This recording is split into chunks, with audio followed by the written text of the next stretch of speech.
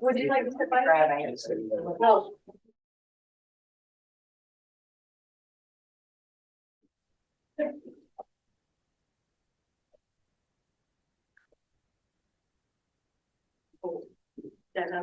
All right.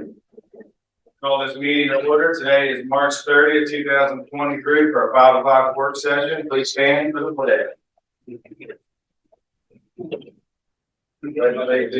the flag of the United States of America and to the republic for which it stands, one nation, under God, indivisible, with liberty and justice for all. Hope everybody's doing well today. Finally, a beautiful day out there.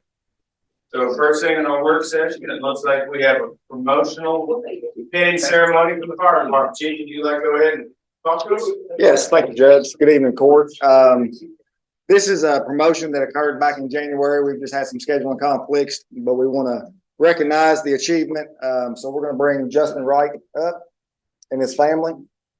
He was promoted from the rank of firefighter to the rank of captain. He's done an excellent job for the department. He's been on with us about going on 11 years, and he's been very instrumental in a lot of our rope rescue classes and switchwater classes. He's really initiated a lot of that training. And Justin, if you want to introduce your family.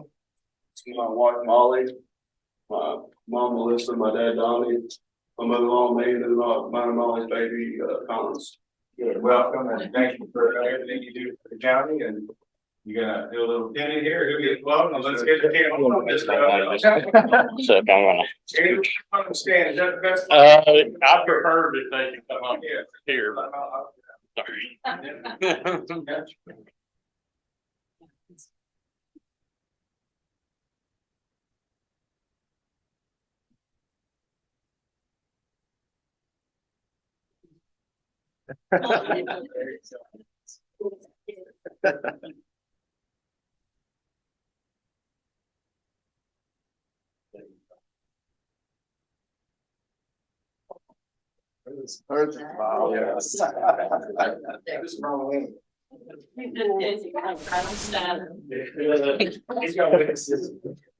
I told her this is she's mad at me at all. This is time to kind of pin a little bit.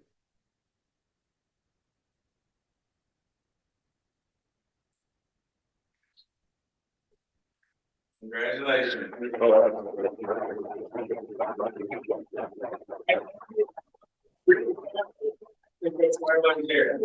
Yeah. Family picture. I'm gonna have something with you. No, come on. Yeah. Change your phone to somebody. Keep real with that. There you go. Picture. Good to see you. Good to see you. Hold on. Everybody's in there. There you go. All right. I can see you getting a smile there, Andrew.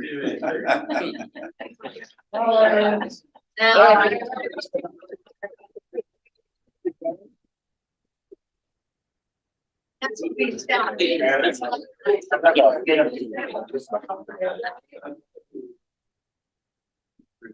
So, congratulations. Thank you very much, Chief Brewer. All right, next up is Mr. Ackers with the Conservation District.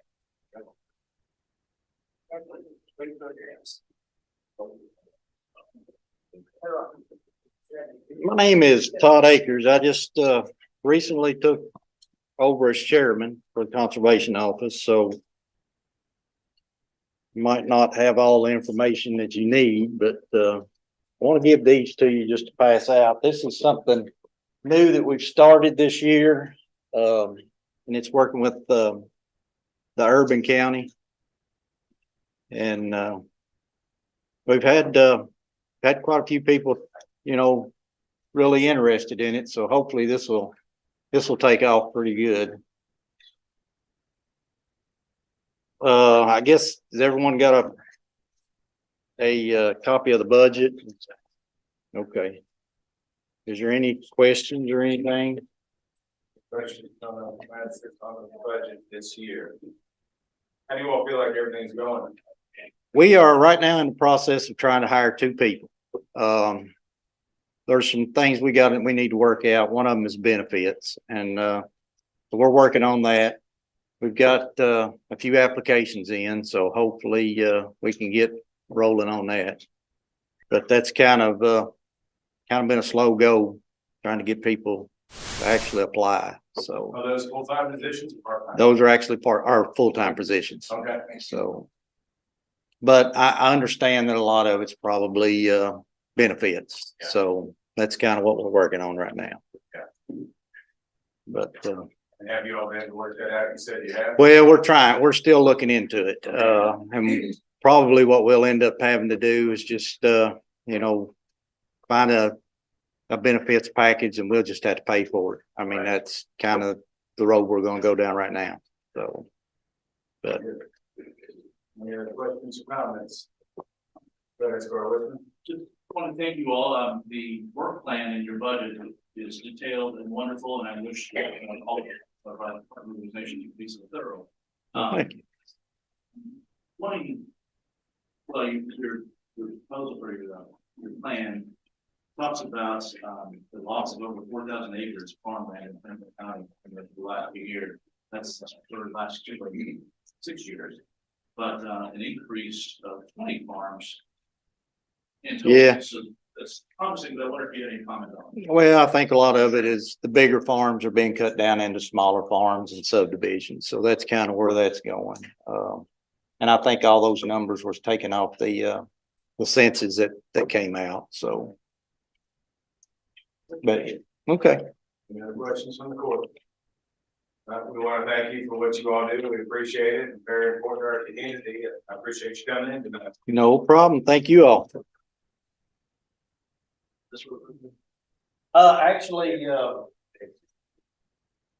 I gave you my card, so. Yeah, from April 1st to August 1st, we're doing we're doing the cost share, and some of the programs we've got out there is raised beds, rain barrels, composting bins, pollinator gardens for bees. So we're just, this is kind of coming out the first time we've tried this. So like I say, we've got a lot of people that's interested. So hopefully it'll be a good go. But we're just trying to do everything for, even the urban community. So doing a little conservation there too. If there's a way to share this, to send this to us, and we can promote it also. It's on their Facebook. Yeah, I think it's on our Facebook. Yeah. It's on. But we don't put a website or anything like that. And then we can share it. Yeah. All right. Yeah, I appreciate it. Thank you. Did you contact it? It's actually just go to conservation office, and get a form to fill out. Crystal's there every day, and she'll help anybody fill it out. And that's a 50% cost share of $250 for any household applicant. Yep. Yep. Nice. Thank you very much. All right. Thank you. All right, next we have the Tampa City Development Corporation, Mr. Clay Hewlett, I believe, is coming to present.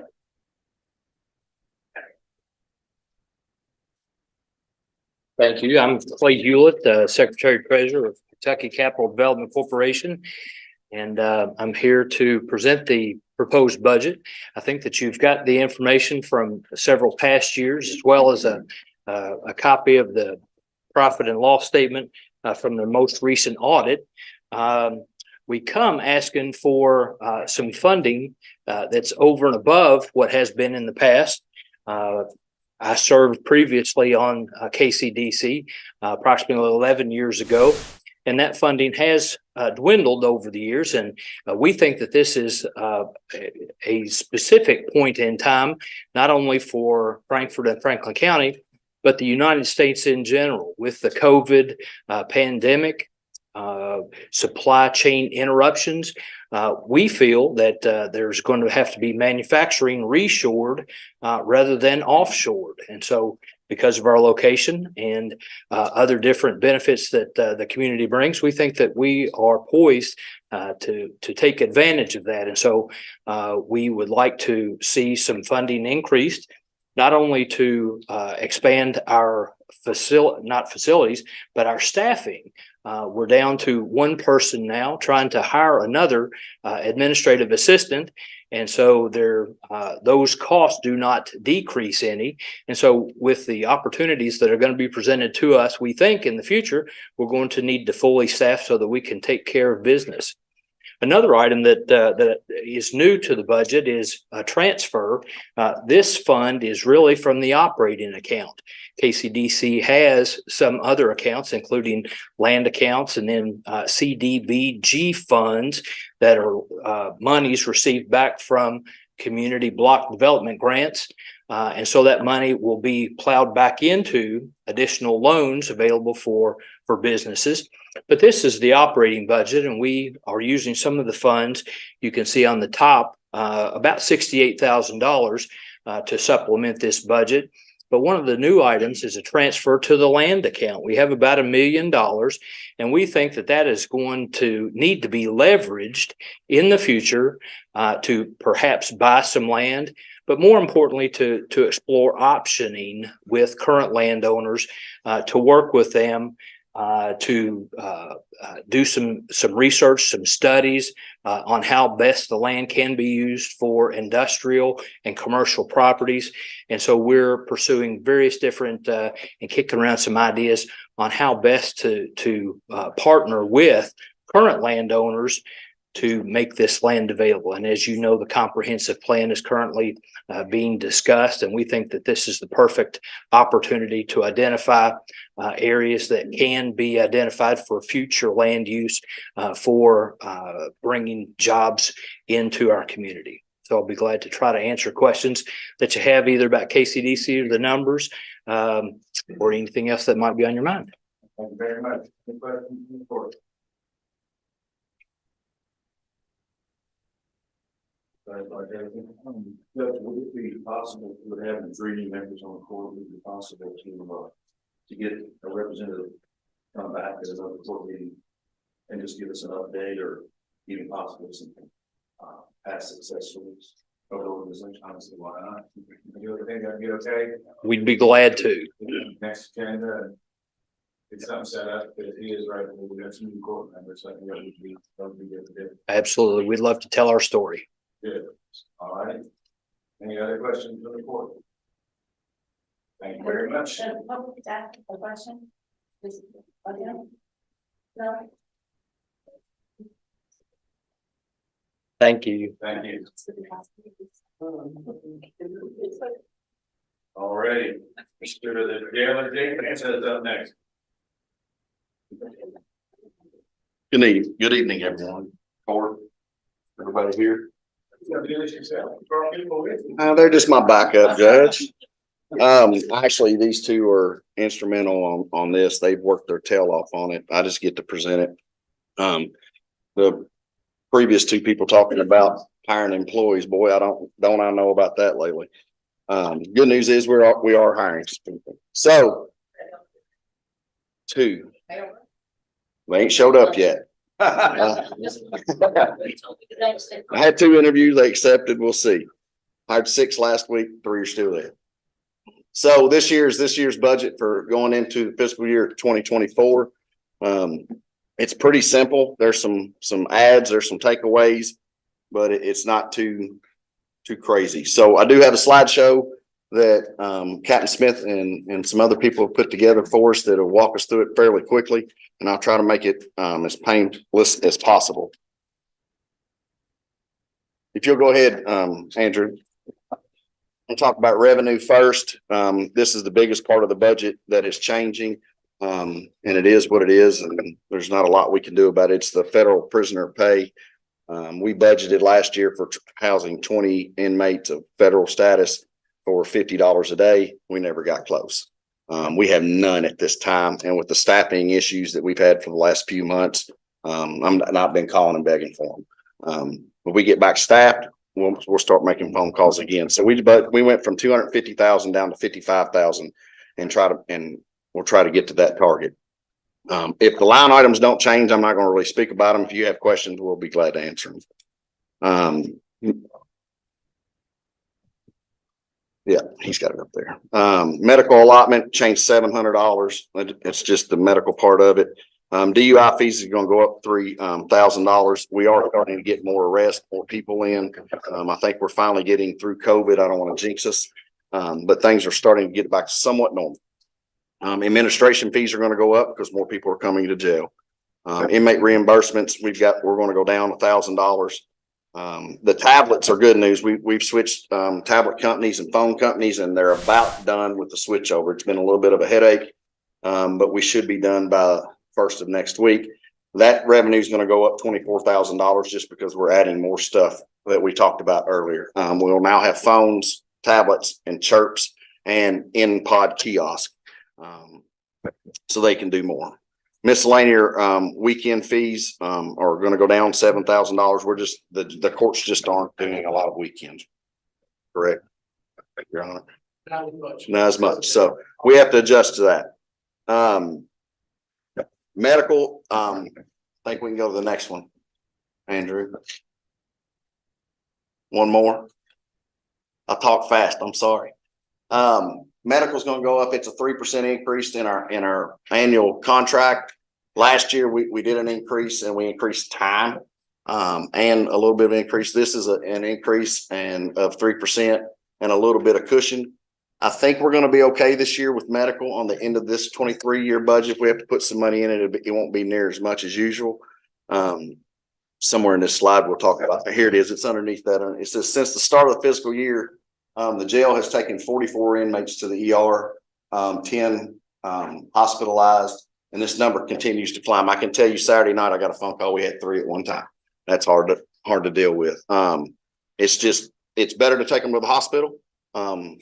And it just is what it is. We don't have to discuss that too much farther, but it has increased. They are sicker when they come in, and we're going to do the best we can do. Food line item is going up $50,000. We have a transfer in this court where we're going to move $42,500. It's just the food trucks have doubled. When y'all go to the grocery store, eggs are $8 a dozen or whatever they are now, and it's no different for buying jail food. So it's going to go up $50,000 for next year, and hopefully, we can give some of that money back if we don't use it. But I figure if we're putting $42,500 in it right now to get through this year, we need to up at $50,000. For the linens, we're going to increase $3,000, similar to the food line item. They've just gone up in price, and our numbers in the jail are going up. I think we're at 262 when I left this afternoon, and that can change. I think, as you know, like last night we got 19 in at one time. Uniform increased $2,000. Just they're going up. We wear the Blower uniform that he has on is a good uniform, and the cost will go up a little bit. Everything we're doing in the budget, it has to do with inflation. It's not about wants, it's about needs. The communications increase of $2,900. Our radios that we carry are expensive and we need more. And that needs to be increased some. Food service equipment. This one's kind of crazy. We need a skillet, and the skillet is huge, and we need 2 of them. They're $27,000, and that's the cheapest bid we got, and they're hand cranked. It's not electric, it's a hand crank, but it's huge. Can you explain the size? Yeah, we sent Andrew a picture. I don't know if he got it, because I wanted you all to see it, because I mean, a $27,000 skillet to me is crazy, but that's the cheapest one we could find. But they're as big. They're probably 5 by 5. These are commercial. Yeah. And, we feed 250, 300 people a day, 3 times a day. They're constantly being used. And both of them we have need to be replaced. But I didn't want to do 2 at $60,000. We'll do 1 this year, and next year we'll need another. I think it's crazy, but cost to do it. The next one, if you'll go for me next, is the deputies line item. we have figured up a 3% increase in that line item. And we have two deputies that we know are going to retire this year, and both of them, one of them has 28 years. He has a bunch of time, and he's taking off time now to lessen that load on us as much as he can, but I got to have him. And another captain has been honorable enough to tell us that he's going this year in September. So we put $44,000 in that line item to prepare to pay them out in their vacation time. So that's in there too. Also, with that being said, 2 or 3 people retiring this year are tier 1 hazardous duty. That's going to save the county a ton of money. We'll be down to a couple. We have 5 right this minute with tier 1 hazardous duty match. That number will go down dramatically this year by the end of the year. So that will save us some money. The 3% increase is $140,000. Part of that. And the projected increase of salary is $184,373. That's with the payouts as well.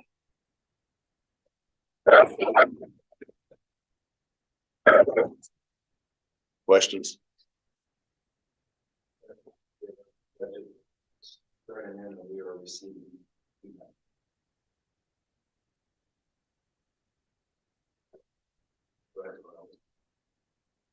Thanks for presenting this. I'm concerned, before we get going, if you could, it sounds like we have any mics there, you know, push over the button for everybody, and the red light will come on and hurt.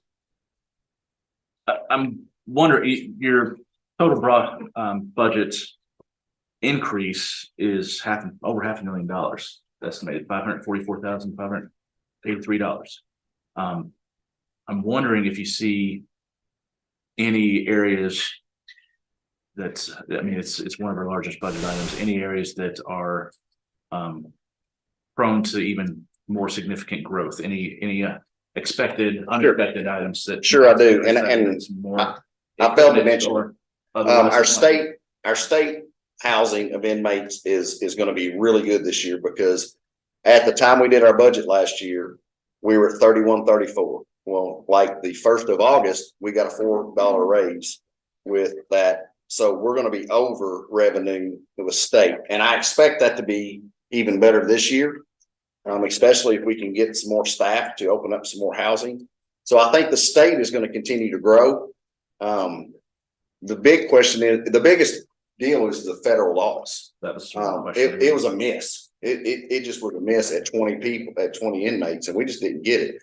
And I've been asked the question. The only thing I can come up with is they're not holding court across the street over here very often in Frankfurt. So they're housing them in counties near Lexington and Louisville and other areas. So I'm just not getting very many. I can beg for them all I want, but I can't control it. So I can control the state inmate just a little bit, not a lot. I mean, but I still can effectively get more state inmates at a higher rate than they were last year. So I'm hoping that works out.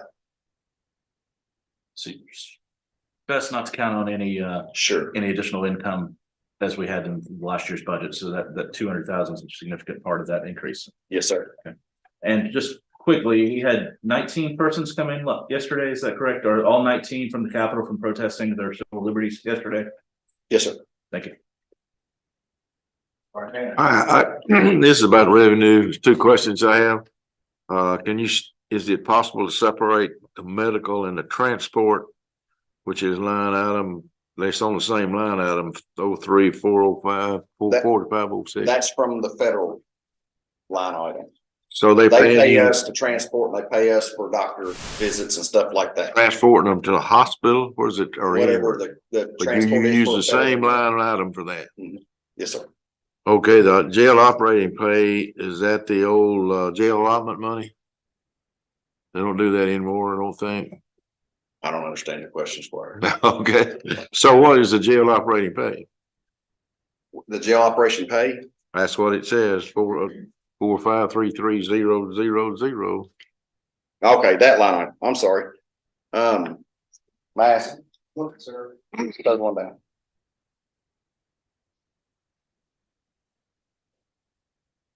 I believe that's the supplemental income that the county received reimbursement from the state. That's been the same for years. It's always been determined by Susan in the past. And she's given us that number, and that's what has, it's been the same mark every time. All right, and the local correction, HB 463, tell me what that is. The House Bill 463. Yes, That's the allotment that we got from that House bill, and I'm trying to remember what that House bill was. I apologize, I don't remember what it is. Squire, we can give you, an email, detailed for each of these lines if you like. We just didn't bring it with us, I'm sorry. that's all right. I just had those two questions. That's the revenue, and I'd like to, you know, understand that. One of them, they used to be call it the jail allotment. And it may Everybody, be. and it probably is, because it's the same, because it's always. It hasn't different. changed since I've been here. Okay. I would just ask if y'all send it in. Sure, no problem. Obviously. Whatever we have. Part of our. Thank you, Ron. I'm just curious, after our energy performance contract we did, are you realizing any savings in utilities? No. I think we will. Amy pays the electric bill and the lighting bills for the jail. I don't really see them. I think we will, and everything kicks in. I know we had some water issues with leaks and stuff. I think the lighting and the electric and the roof and all that is working great. I think the generator and the storms has worked great. But I don't know how much of an increase in the bills we had. I don't pay that side of it. So as of right now, I know the bills, you know, I go by our VIP system and it's over. But I think in the long run, it'll work out. But I know there's some bills that came across my desk in the last month that ESG's paid because it just wasn't They right. bring you a check? There were some lighting issues in the back that I had to have fixed, and the bill came across my desk, and I thought I should send it to ESG, and they paid it. Last conference we were at, we were talking with him and he was leaving there to go take another county a check, so I was just making sure he. So far, they have stood behind things that weren't right, and they've stood behind it so far that I've been involved. Thank you.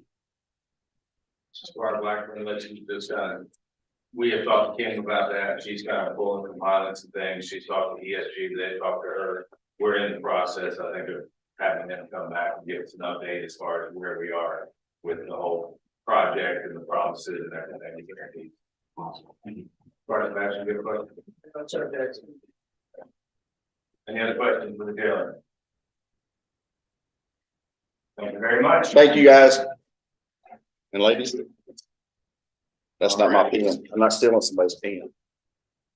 Now, on to the judge's report. Things have been busy, you can imagine. Most of us attended the spring conference in Louisville where we got to talk about all kinds of things that are going on with the state and interesting things that are heading in front of us. We're continuing discussions with the department heads and county agencies about budget. You know, we're in the middle of budget right now, so I'm appreciative of all the department heads coming in one by one. We have a new treasurer and a lot of us are new, so we're kind of going line item by line item. So I really appreciate everybody on the committees working on that.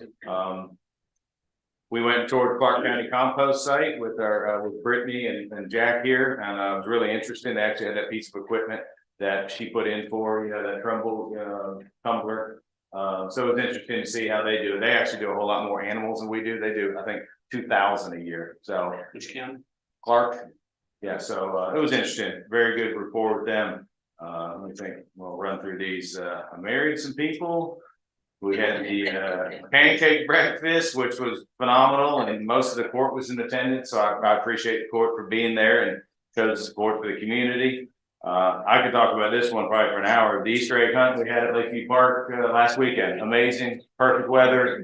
Over 1,500 people, all kinds of people involved in it. We had the sensory area, which was just phenomenal. We had, I'm not going to remember everybody. Sheriff's Department was there, fire department was there, the horses were there. We had the library, Kiwanis, KSU Kiwanis, Squire Sebastian jumped in at any time. Health department, the Dolly Parton's Imagination Yep. Library, Key Club, dance team. That's our dance team with face And painting. we had Yes Arts that helped us with the sensory area. We also had some educators that are in the Franklin County Public School System to help there. The health department actually sent some things down for the Century area as well, besides the area that they ran, so. Yeah. It was absolutely a fantastic collaboration across the community. Yeah. And we had some great sponsors, you know, so it's couldn't be happier with everything. So I appreciate everybody coming out. Traditional, right? What else? Oh, I actually got with Squire Blackburn and myself, went and met Judge James Kay and their magistrate. What was his name again? Second district. John. He's new, but anyways, about opening, we call it Glen Street Road, Kraken Pike. When I met with the State Department, Road Transportation, excuse me, on that, they're hoping by the end of summer that road will be back open. So that's going to help things, you know, obviously on Duncan Road, and it's going to make things better for people traveling from Millville and back to Frankfurt, things like that. So that's a huge announcement there. I went to a budget meeting the other night at the extension office, which was phenomenal. I'm just kidding, being a little sarcastic. Didn't know it was a budget meeting, so 8:30 at night rolled around. That was a long day. Yesterday, the mayor and I went to the regional leadership meeting in Lexington. Terry KCDC was there also. That was interesting. Then what they're doing, you know, they're trying to pull the 9 counties together, kind of form a regional marketing thing as far as what can one county do that the other county could do, and businesses to attract just to help the region in a whole. So they're going to be coming and doing a presentation as soon as we can get them on the schedule. Rotary yesterday. Thanks to Tish. I believe Tish is here. She invited us. So hopefully I did okay. Yeah. And that's it. You know, the other thing that we're working on, which is really exciting, is trying to get the lock in Anderson County open. You know, I know the city and we've all been talking about Riverfront and downtown Frankfurt, but it's, you know, Squire Tracy kind of brought this up a while back. You know, he said we're kind of in a pond right now because that lock's closed. So I think there's 7 judges right now that have filed a petition all up from Gallatin County all the way down along the river. So we sent that to Mitch McConnell's office, Comer's office, Andy Barr's office. So about a $5 million project, but they're all confident because it affects so many different counties that they're going to get that lock open. So that's pretty exciting here. So that's where we are. Thank you. I'm going to ask our road department, John Mitchell, to come on up and give us kind of a report what they've been up to. Well, we got some pretty weather this week. So last week we pretty much finished up the majority of the storm damage. And we did big tree grinder. He showed up a month early, but he came at a perfect time. So everything has been chewed up and we've got a huge pile of mulch at the moment. So we're getting better on that. Said we did have a good week this week. Blacktop plant opened up. We've been doing some patching every day, and they say they're going to stay open. So we're shifting gears now. Hopefully out of the snow season, we'll pull some snow equipment off and it's time to start mowing. So we're getting ready. Very much. What questions do we have? Go ahead, Squire Blackburn. I don't have any questions. I just want to thank you, John. I was working this week on an outdoor classroom, and you guys sent some folks over and shredded up some trees in that area, which was a big help to that effort. You know, so I had a call yesterday, and I emailed John. He immediately emailed me back. He was already working on it before. I think the homeowner knew it. So your responsiveness and what you guys do it's really appreciated. Thank you so much. Thank you. Another question we have. John, I'm just curious, how long did it take that stuff grinder to eat all that stuff up? Day and a half. Really? Yeah. Wow. It's an amazing piece of equipment. Yeah. Good deal. Yep. John, thank you very much. All right. Appreciate it. All right, we're gonna keep moving. Anybody have any questions on the minutes from our last March 14th meeting? Sebastian. I do, Judge. It notes in there that there was a presentation of Simon House in the work session. That did not happen, so that really should be removed from the minutes. Thank you. It's a good catch. Thank you very much. Thank you. All right, moving on. So we're going to be receiving the jail budget. I think we've already talked about that. Number 4 is we're going to be receiving the conservation district budget. If anybody has any questions as we're going, if anything came up, feel free to speak up.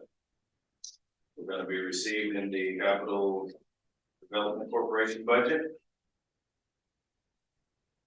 Okay, now I'm gonna ask our treasurer, Amy, to come up and talk about the budget fiscal forecast. Hello, everyone. So, this is our second reading of the budget amendment number one. Our first reading was at the March 1st court. It's been sent to DLG. It's been approved, so it's back to us for the second reading.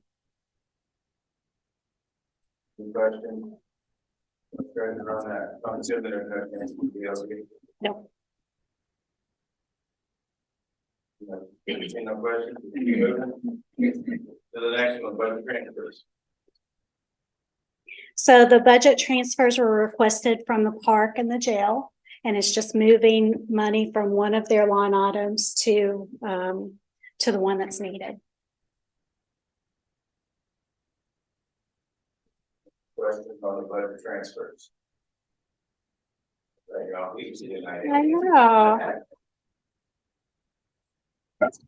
Then I believe inside of number 8, we're gonna table into the next meeting, is that correct? Yes.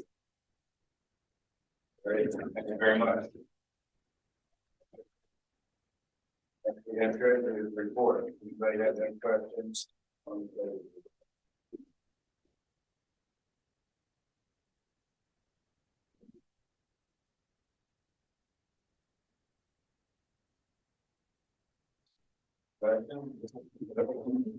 Thank you. Any bills, any questions? Yeah, on the bills.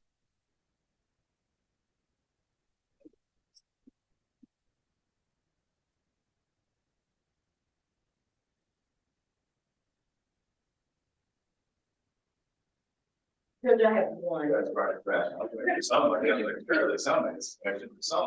have one in regard to the contracted services, the first page. It's 015005398 for legal publishing. So it's to update the administrative code. So is that going to new ordinances that have passed the court? Is that what's going to be brought in? Because there's been some discussion of the court about reviewing what the ordinances and other things that resolutions that we've had passed, and then how that was codified, and that perhaps there's some review that needs to take place. So I'm trying to see if it's one or both or the other. As far as what that is for. Yes, while we're paying this bill. This, I typically ask American Legal on this, it is all the ordinance that has passed in the past year, it's a yearly update that they know us. They're all supposed to go on.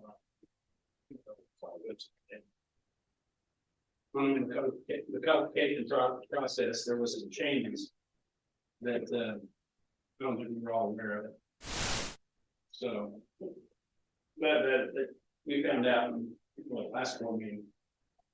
So, anytime we do something like that and we update them, I want to make sure that any changes are put before us, so we can see them.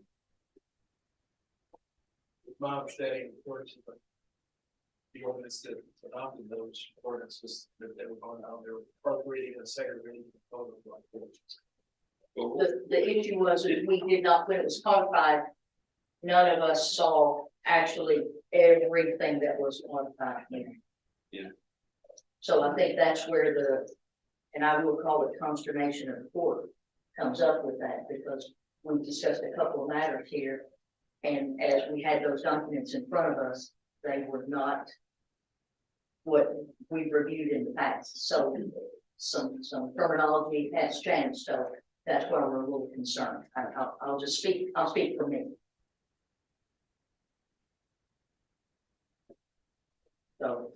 So I do have one other question, and I see our road supervisor here, and he might be able to assist us with this one. It's under the road fund budget, and it's account 02 for the road fund. 6105431. There was a tree removal out on Country Lane, $3,200. Was that So something? that was 4 trees. Okay, it just says one, I mean, it doesn't give us a lot of detail, you know, you see our bills. It's 4 trees and we do use him for some dangerous trees. Our bucket truck, when we go 40 feet, if we go 55, I'll put my guys in danger, I'll contract them out. Sure. Okay, it just, you know, you see it, it doesn't give us a lot of details. So Right. it's helpful for us, since we talked about the grinding and some of the other things. Thank you. There's a lot of trees in those right of ways over there, the county is. Thank you. If we can, let's try to remember to turn the mics off and on, because that's probably gonna help the, Just one point of clarification, I mentioned this earlier to Jack, the general fund court bills has $1,000 for project graduation paid to Franklin County High School. I think we're limited from paying this, anything directly to the school, so I just wanted to verify that that was paid to the entity that hosts project graduation and not directly to the school.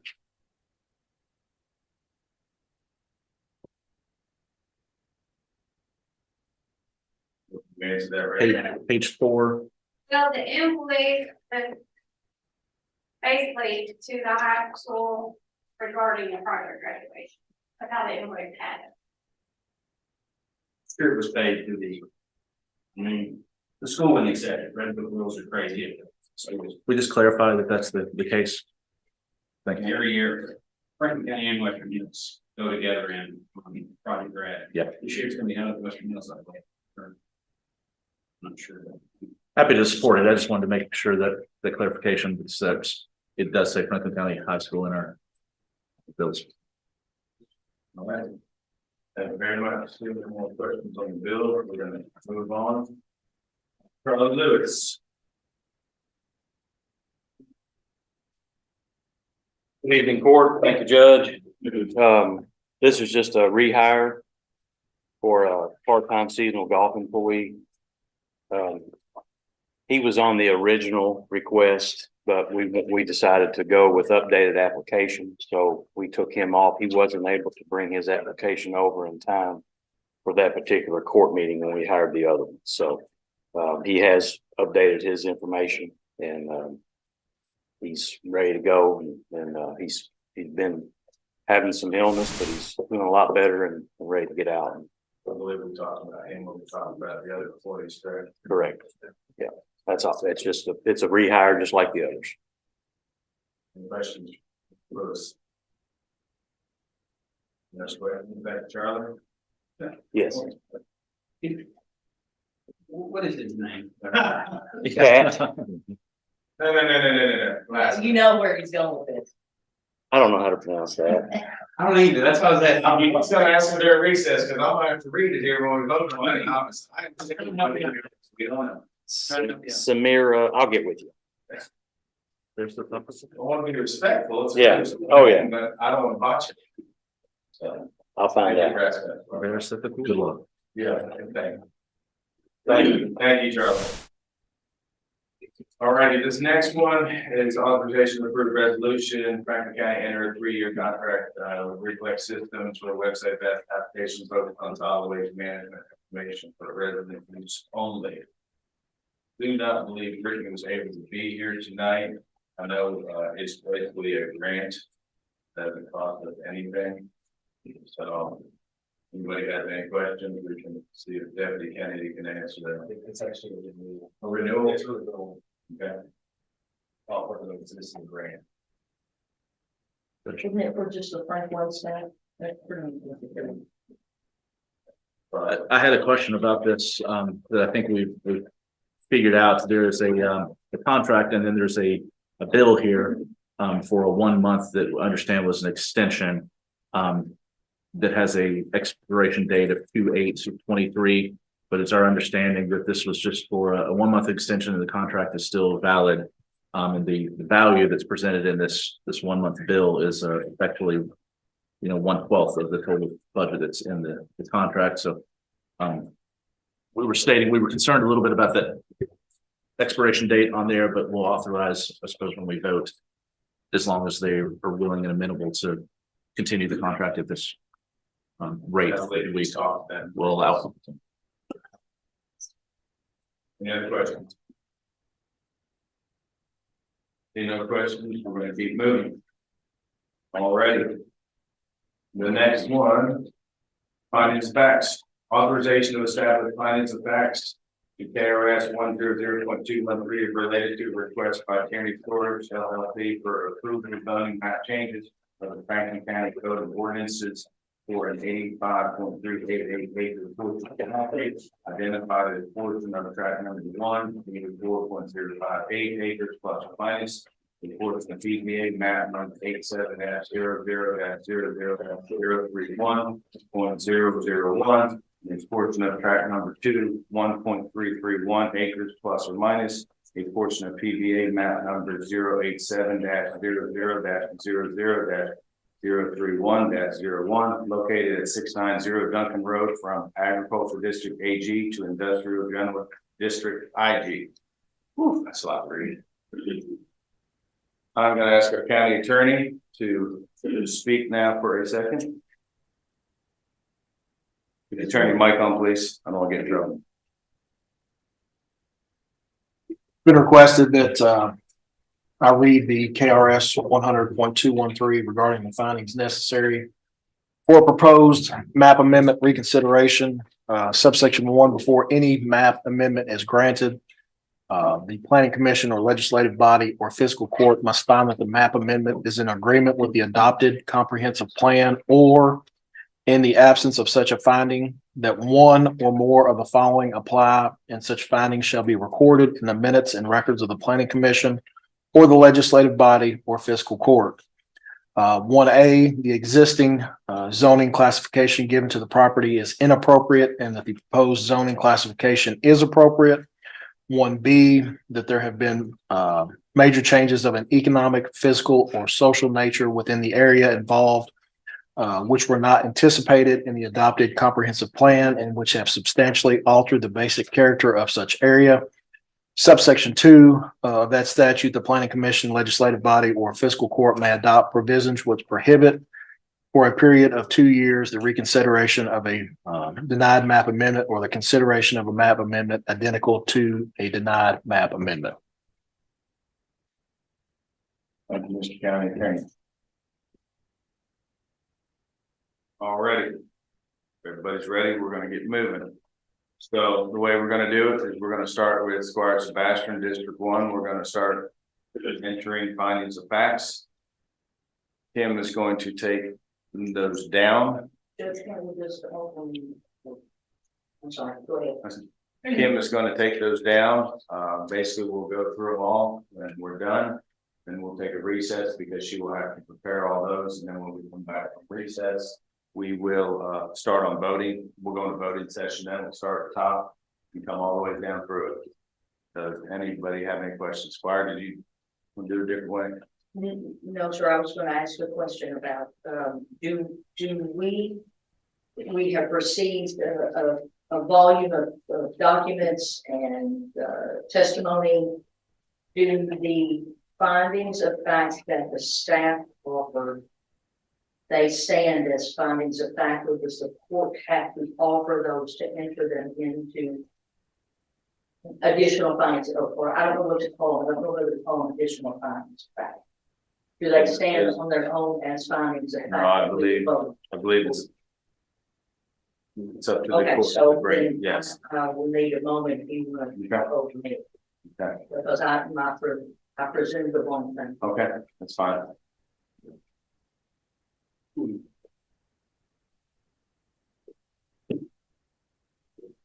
Squire Blackman, you want to go ahead while she's working on that? I got a little bit. Yeah, well, that's what I figured. Yeah, it really doesn't matter where we start, so.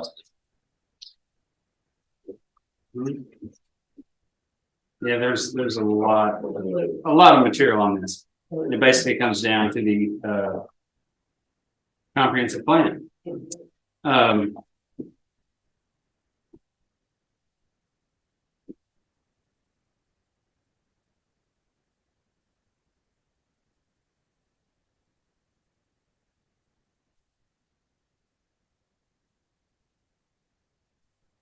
I'd like to have a minute too, if I could. I know, I'm just sorry.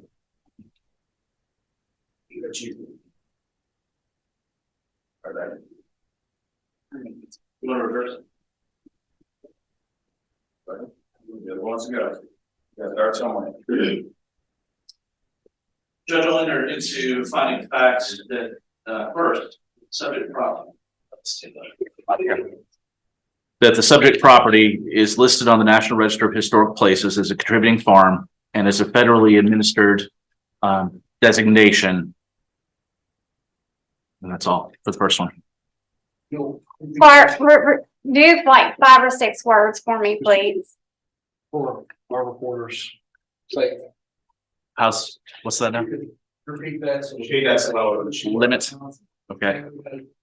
Okay. The subject property is listed on the National Register of Historic Places.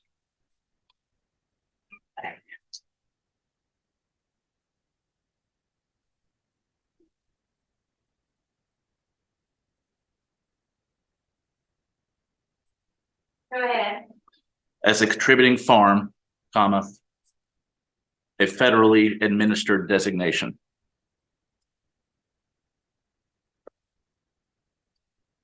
After the farm, here, you got. A federally administered designation.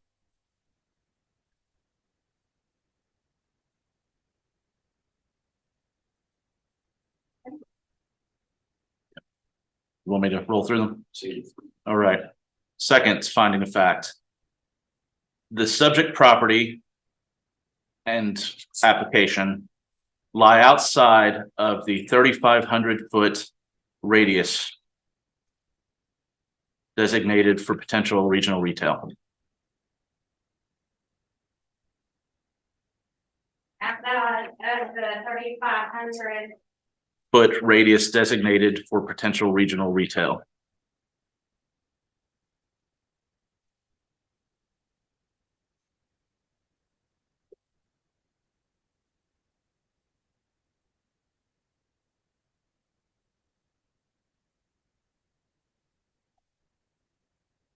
I'm gonna go back to fact one and make sure I have it correctly. The first one, the subject property is listed on the National Registry as a contributing farm, comma, a federal, I'm gonna spell that word. What was after federal? I'm I'll sorry. repeat it. The subject property is listed on the National Register of Historic Places.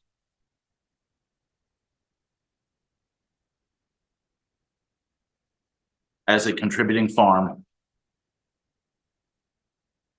A federally administered designation.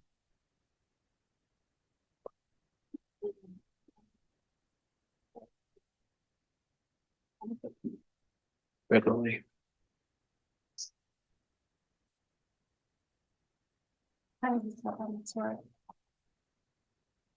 One more time. I apologize. It's fine. The subject property is listed on the National Register of Historic Places. If you'll stop right there. So it's registered, not registry of historic places.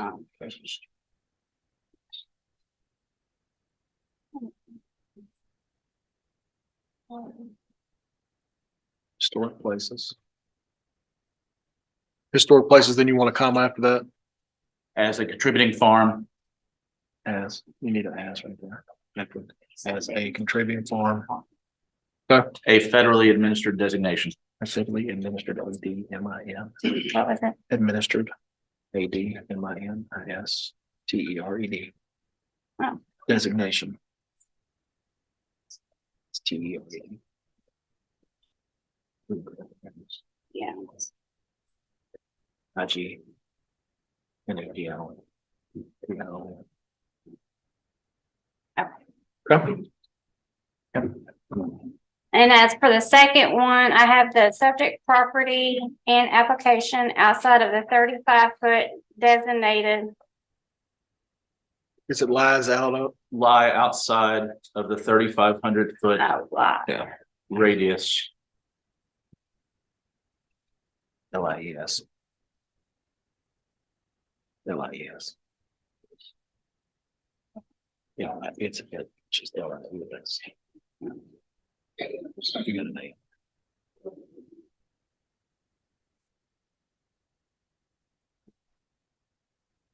outside of it. 3,500 foot radius, 3,500 foot radius, correct? Yeah. Okay. Designated Designated for potential regional retail. For potential regional retail. POTEL. PIAL. Retail. Regional retail. Yeah, that's a regional retail. That's a- Okay.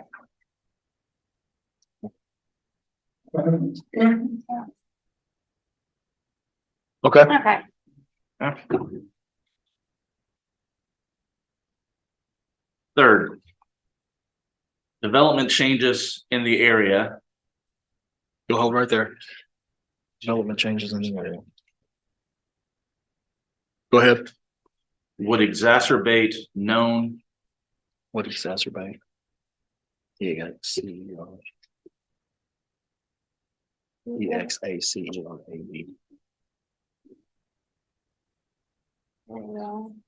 EXACELABE. Exacerbate known existing stormwater issues No existing stormwater issues along Slickaway Branch. along Slickaway Branch.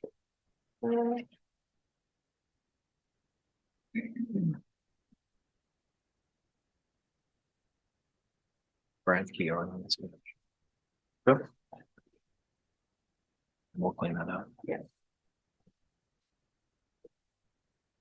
Go ahead. Okay. Number 4. The application does not meet the requirement Does not, but that's okay. Meet the requirement. REQU.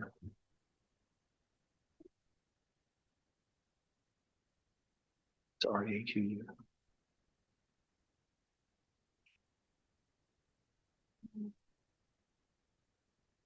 Okay. It's a requirement. And I meet the requirement. REQU. E.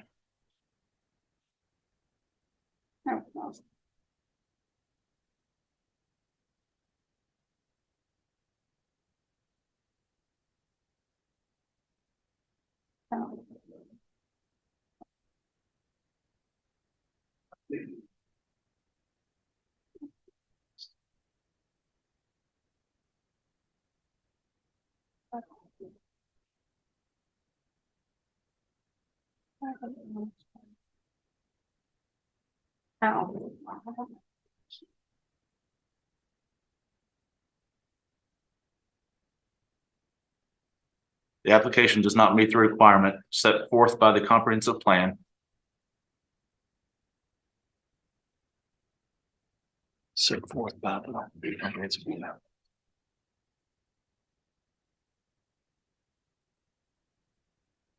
Number B one. That was it.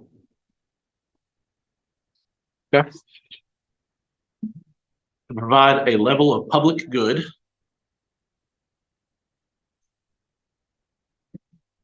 About a level.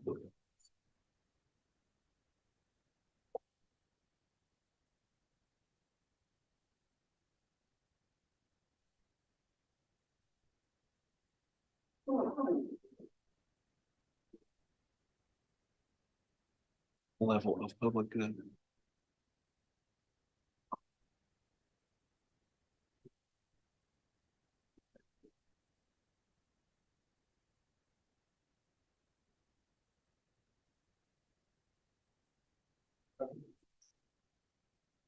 that complements the rural setting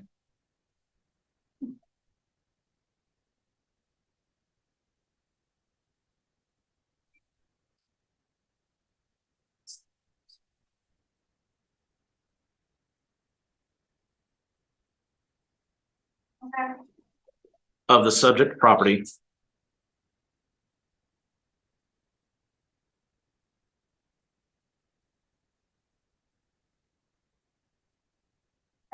and its rural neighbors.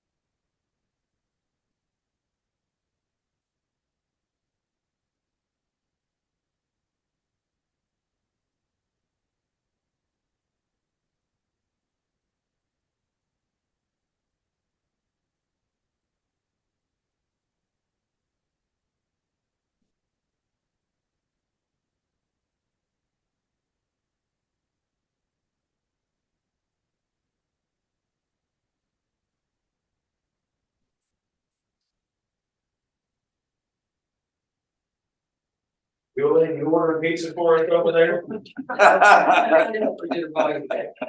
Well, sure how you do. I was brought up on pencil and paper. I'm never gonna get comfortable. Good. Number 5. That one and its rural neighbors get ended, period. Number 5, the application does not identify.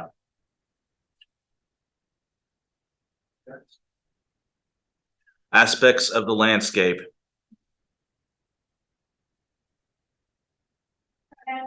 that are culturally, ecologically, or historically significant.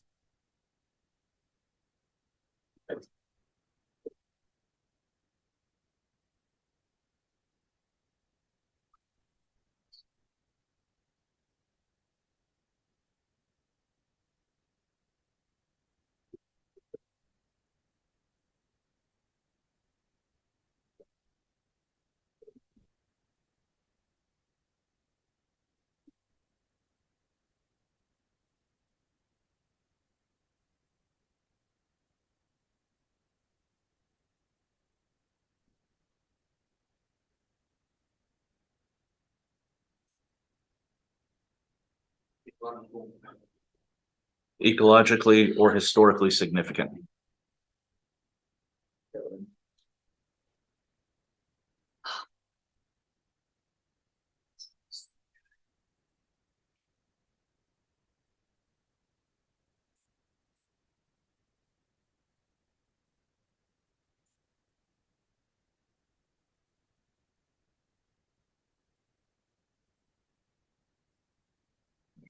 What to do here? Number 6.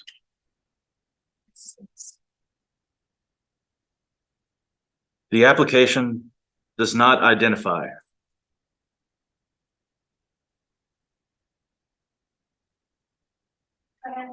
urban growth boundaries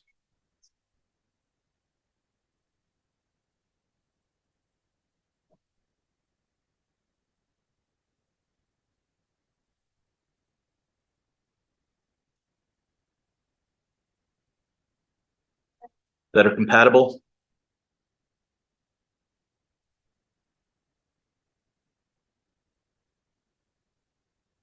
with the goal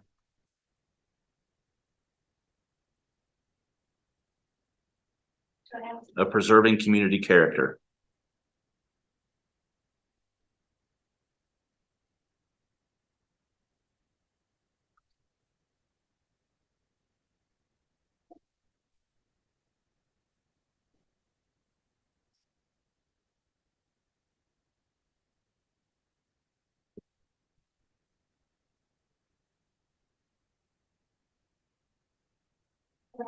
but would expand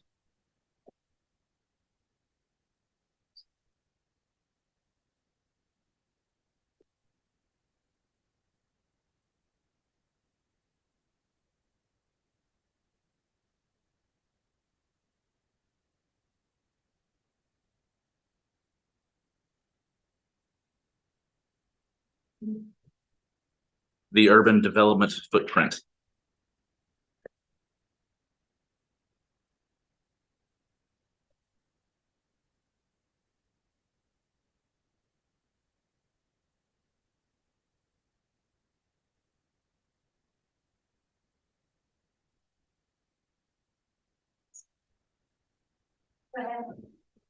Number 7. The application does not encourage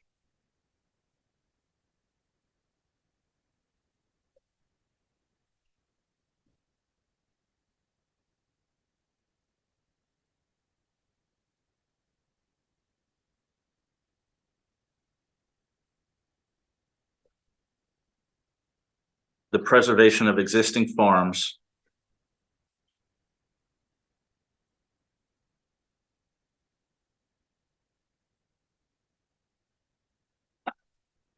No.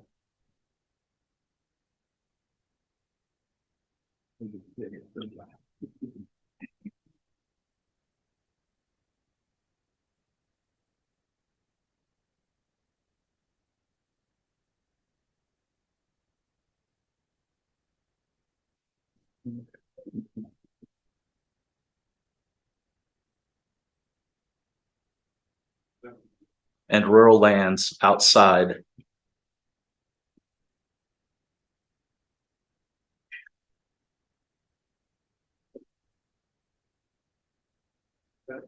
of existing urban areas.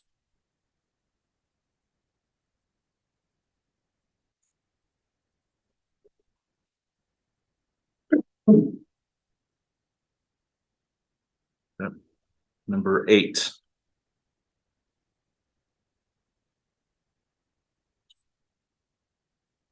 The application expands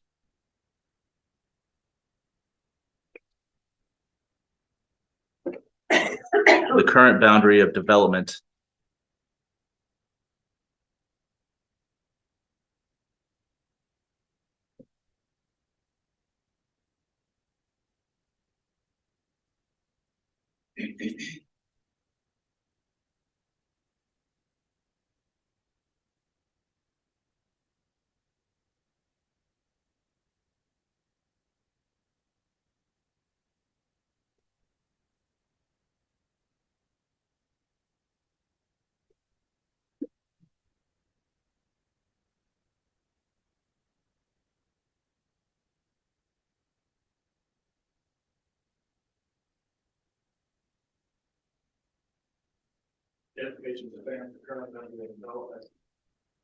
in the area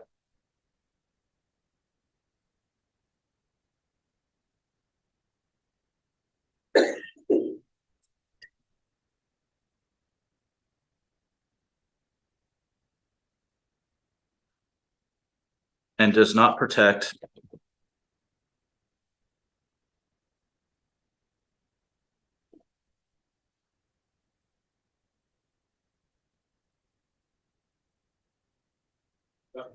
scenic view sheds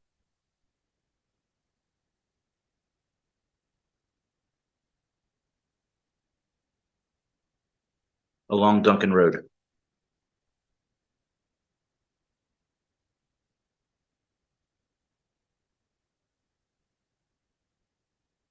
Number 9. The current property zoning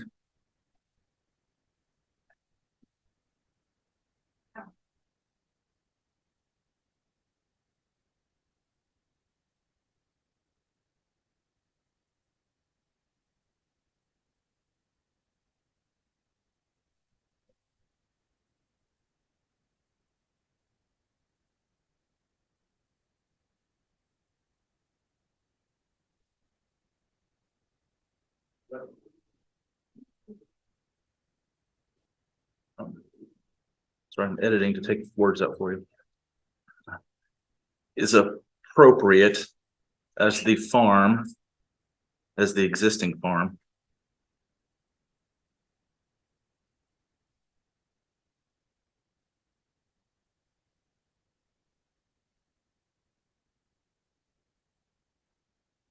Is bounded by other agricultural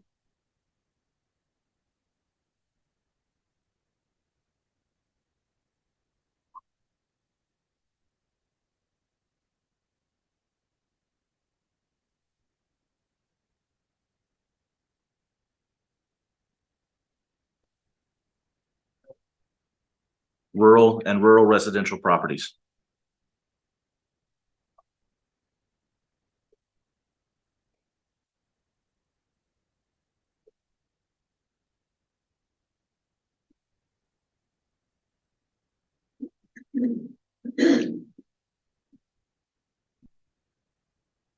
And within a 1 mile boundary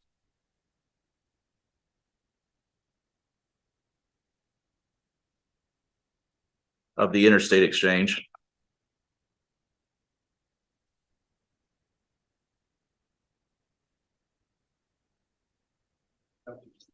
Some 22 parcels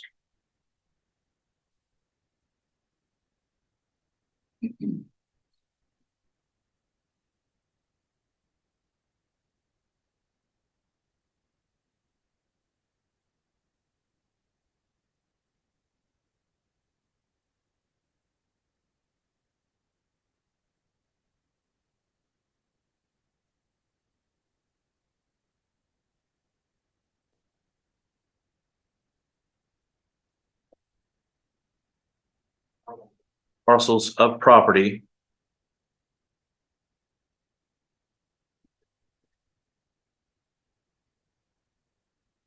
support an agricultural zoning.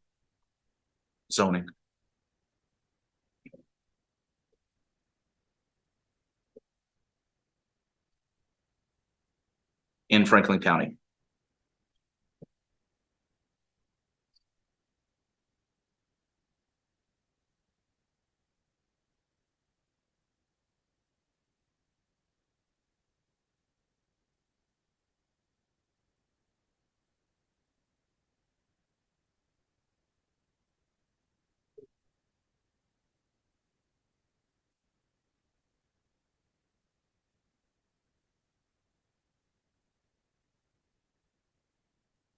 Judge, I'm going to if we want to go to someone else, I'm gonna take a moment and pare mine down. I'm always long-winded, so I can make it a little easier. If you want to move on.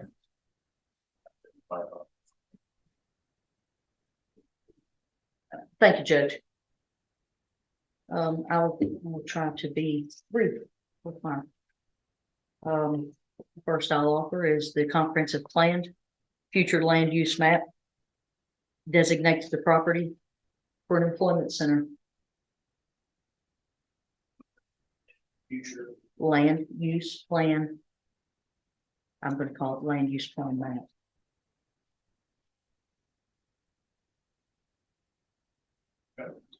Designates the property for employment center. I'm going to try to do things that don't duplicate what was already said, so. But I do have one that's a bit different, so I'll offer it and we'll vote it up or down. I'm going for the second. Yes. Development should not exacerbate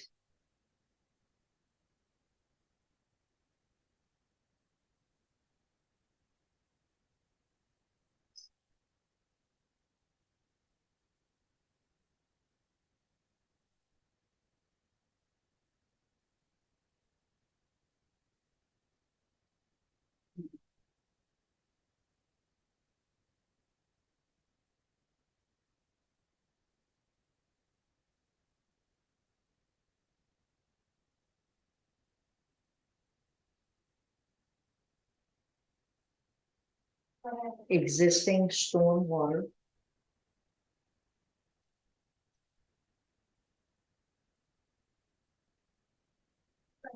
issues noted by the county engineer at Slipaway Branch.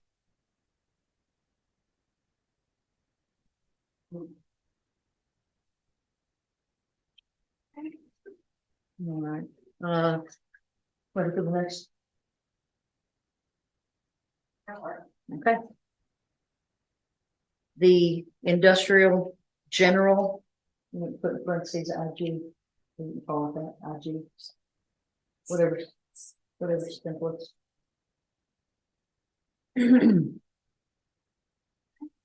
Zone district.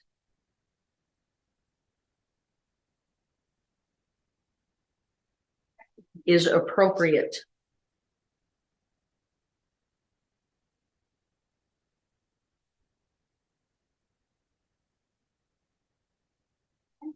For the employment center. Land use. Designation.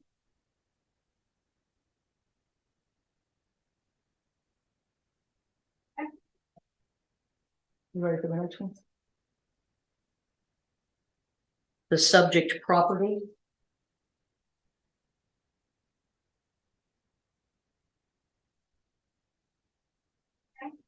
Is bound by industrial zoning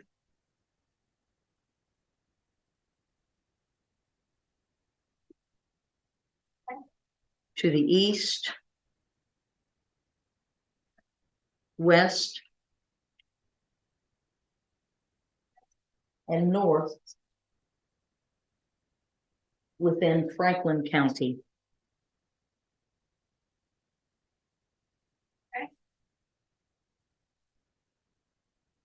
You ready for the next one? The subject property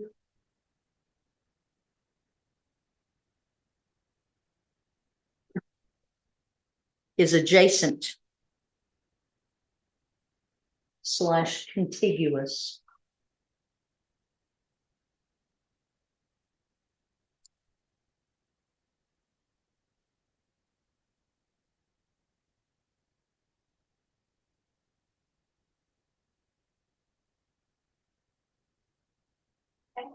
to an established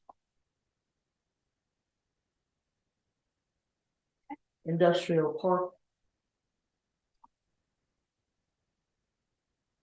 in Franklin County.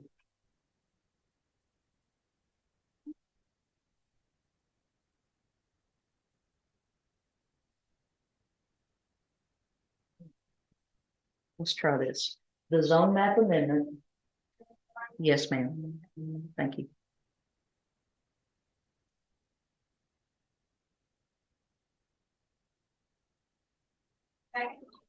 Application to change to industrial general IG. To change to industrial general IG.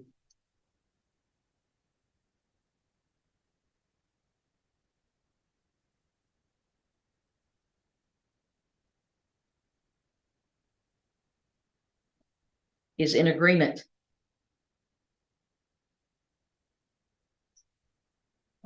With the comprehensive plan.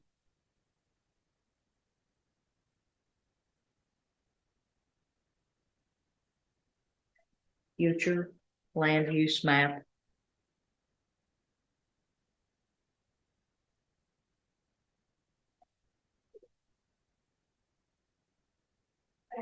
Okay, I'll try to get that one.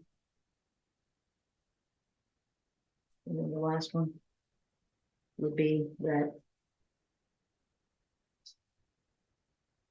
the existing zoning classification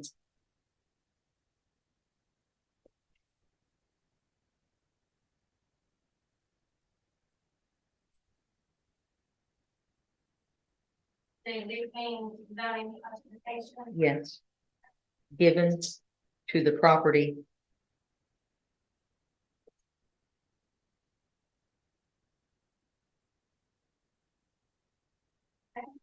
is inappropriate.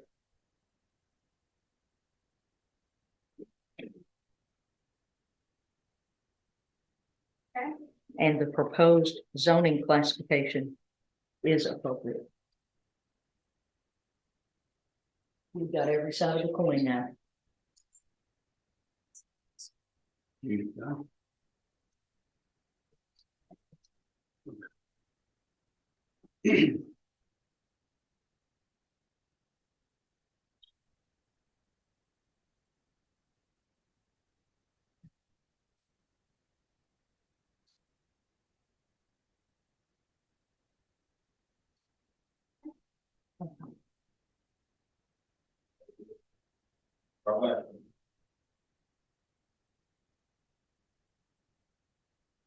The current zoning classification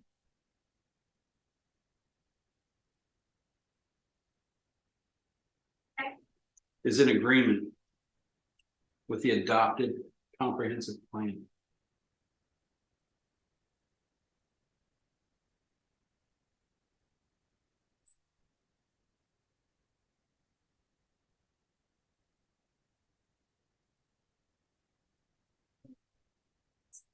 Yes. With the adopted comprehensive plan. The current zoning classification is in agreement with the adopted comprehensive plan.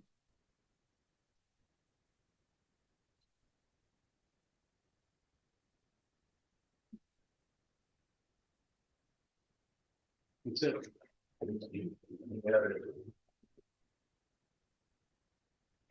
If you don't need it, it's already been said, don't need it.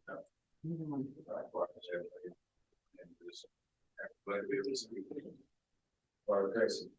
you. This has been said, but it's tagged to something else, so I want to do this for. This is a new finding of facts. Okay. The subject property is within 1 mile of Interstate 64 interchange.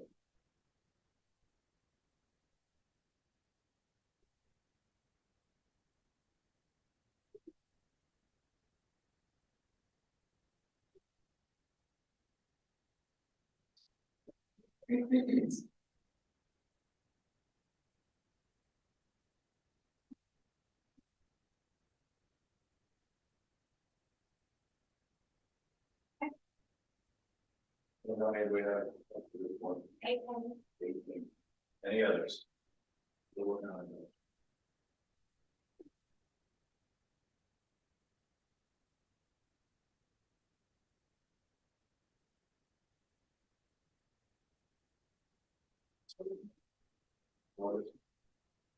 Yeah, please join my phone.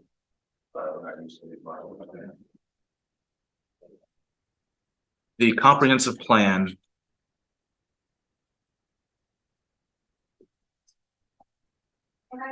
denotes the protection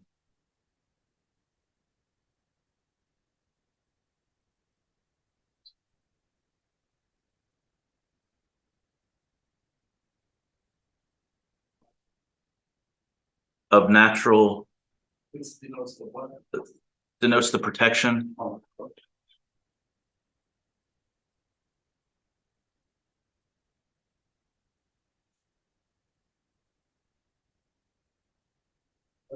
of the natural environment.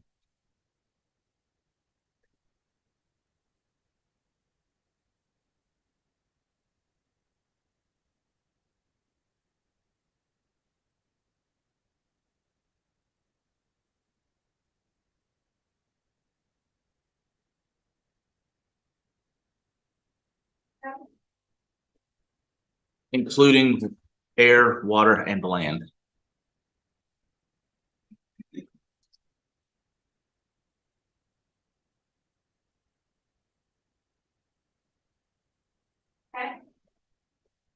The application would further disturb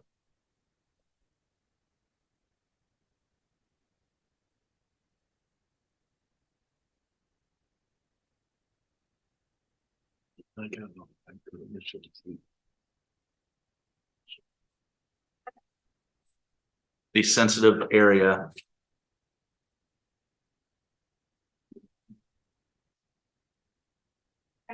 of Slickaway Branch.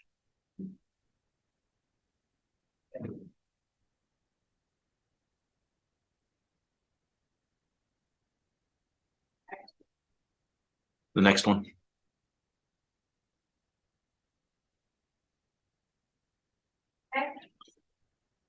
The general development guidelines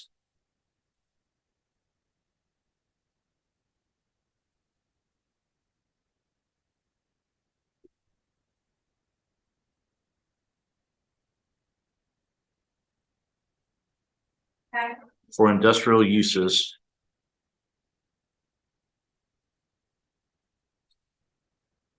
in the comprehensive plan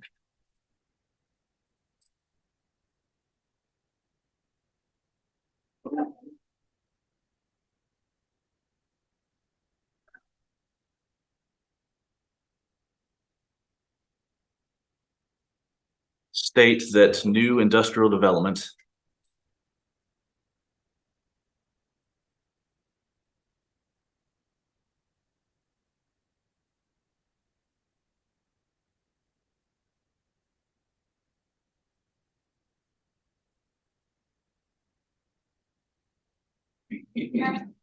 should be placed in areas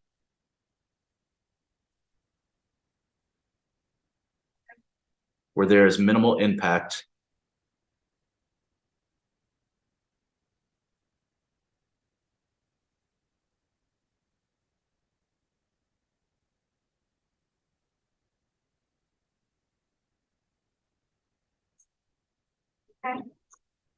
on residential uses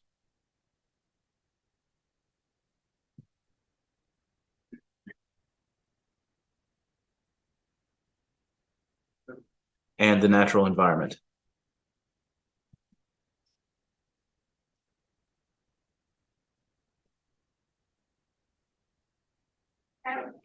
The application will have an impact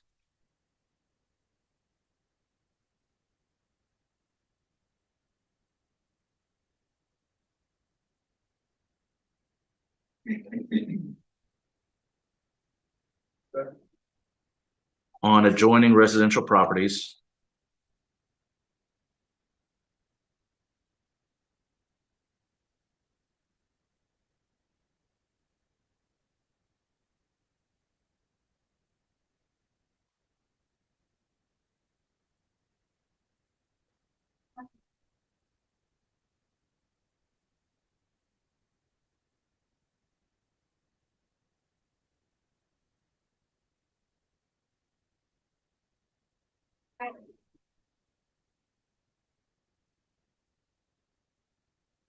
and alters the subject property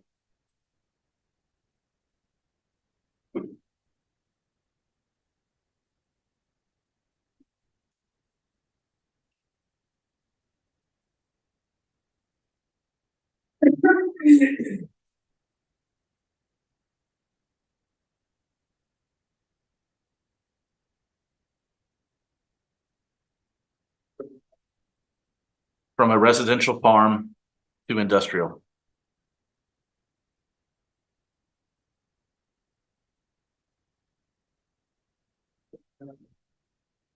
Okay, 1 second.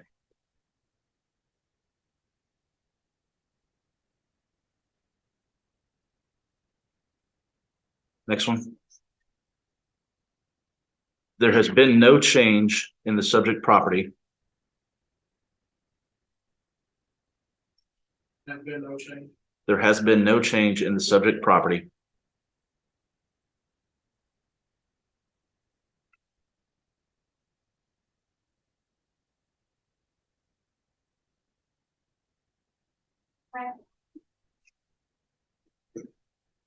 at current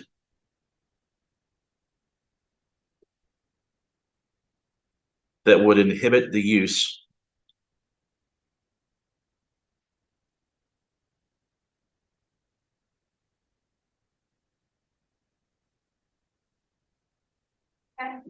of the current agricultural zoning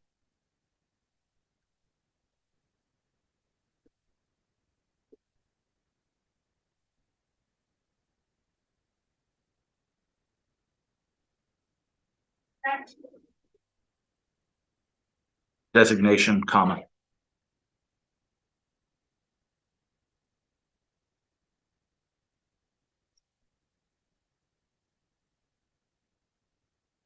Nor render the soils infertile for farming purposes.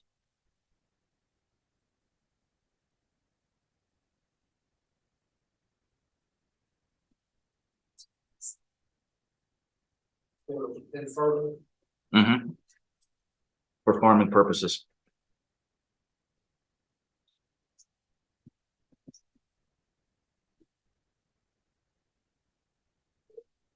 Next one.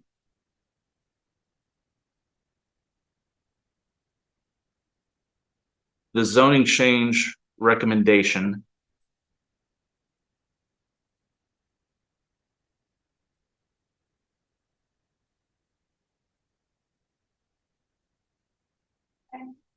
failed to consider the subject properties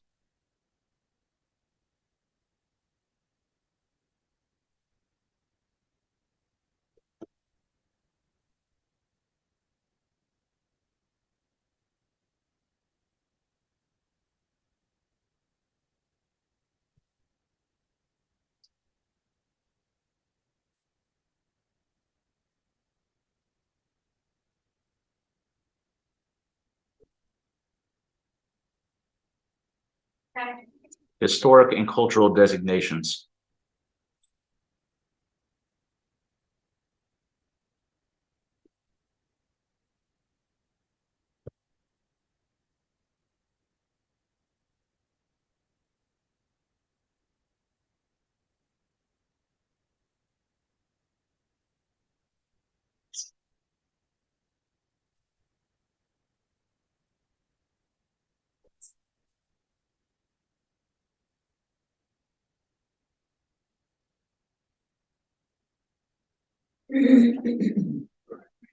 Cultural designations. Comma, with the planning director stating in testimony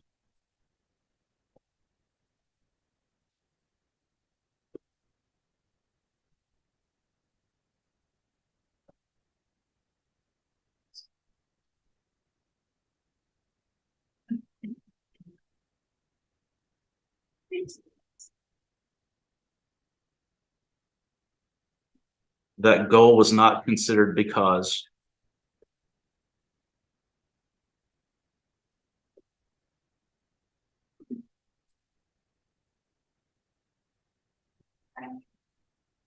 quote, Franklin County does not track historic properties.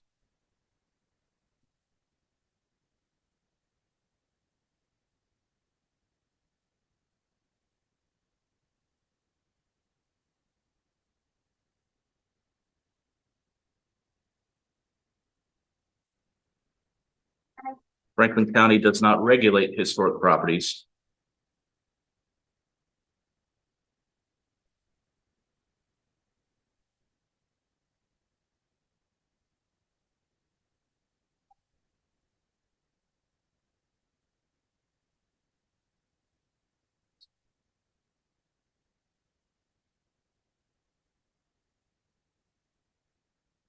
End quote. And that further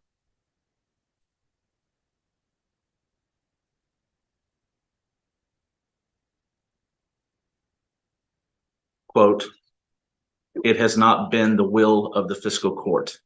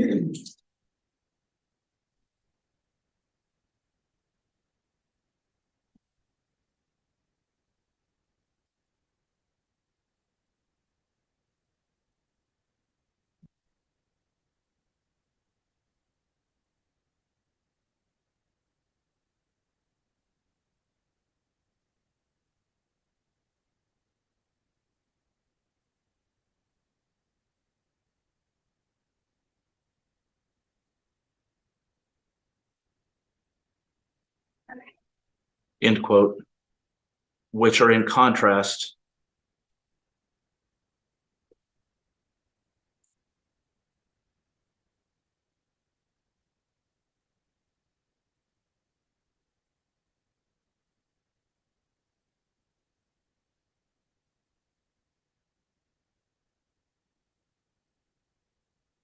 with the goals and policies of the comprehensive plan.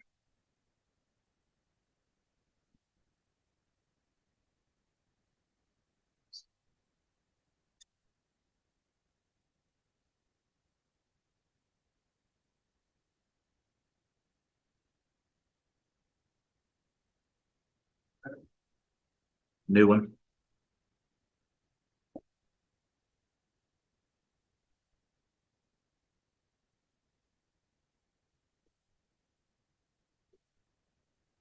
This one's a little longer. The employment center designation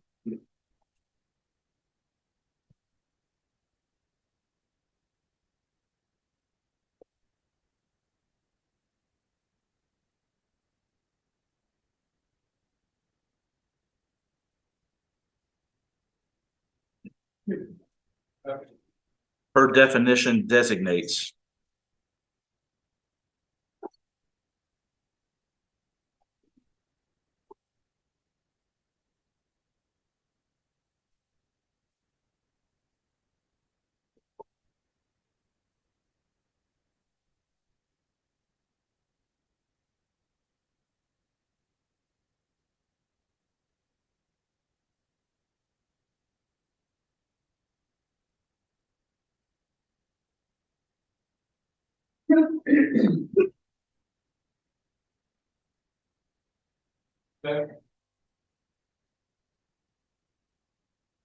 per definition designates office employment and light industrial uses.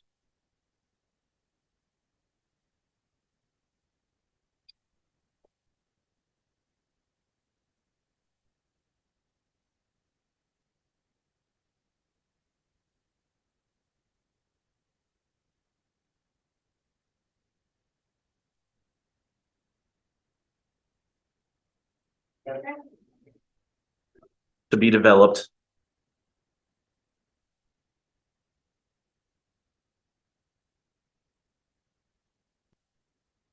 that provide a diverse economic base.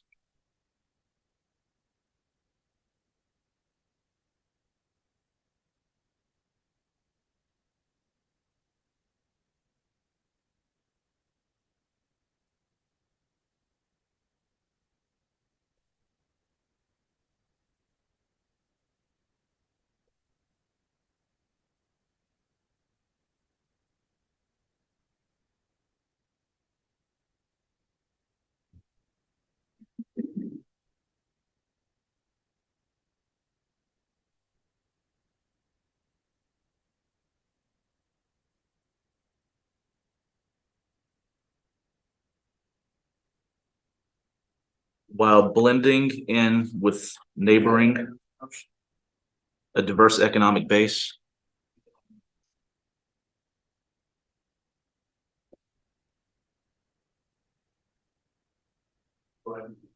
While blending in with neighboring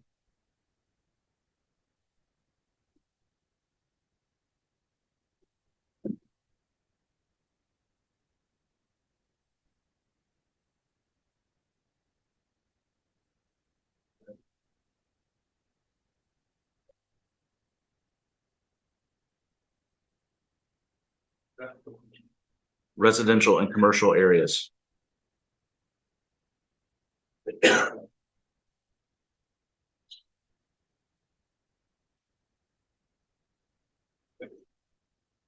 Employment centers are areas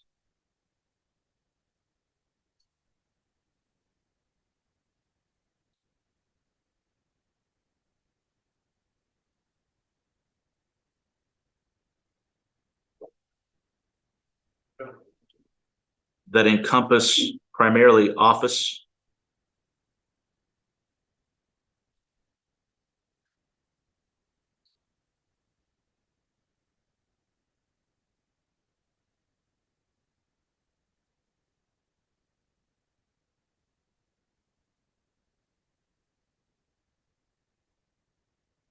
the school primarily. Primarily, that encompass primarily office.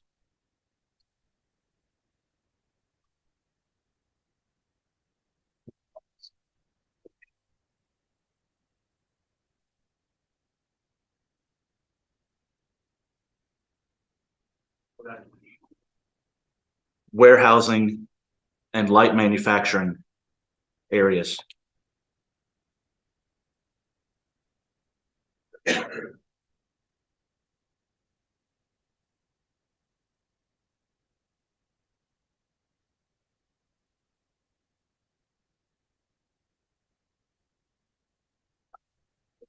Primarily office, warehousing. Encompass primarily office, warehousing, and light manufacturing areas.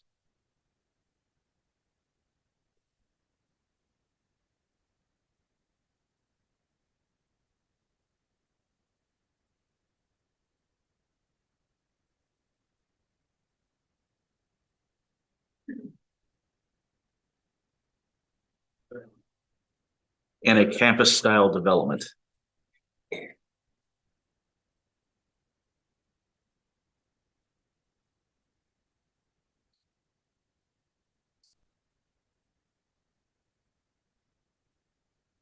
Campus style area. Development.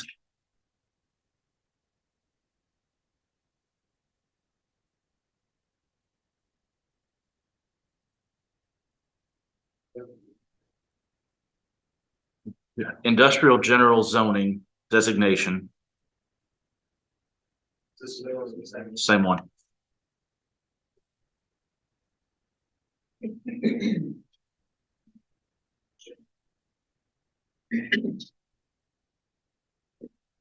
Industrial general designation of it. Industrial general zoning designation, or the industrial general zoning designation.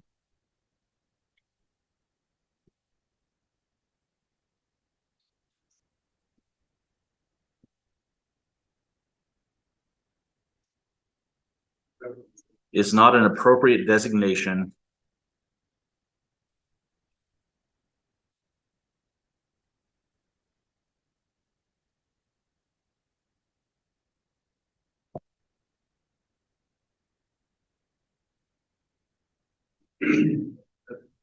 for employment center zoning.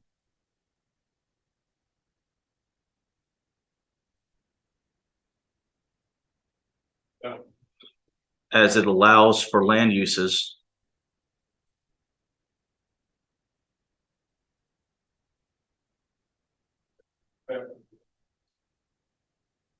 such as heavy manufacturing, wholesaling,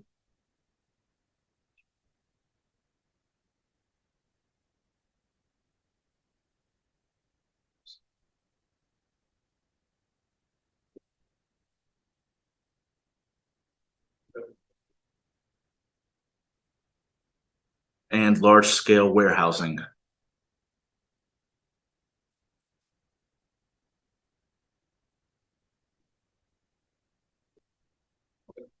That are not compatible with employment centers.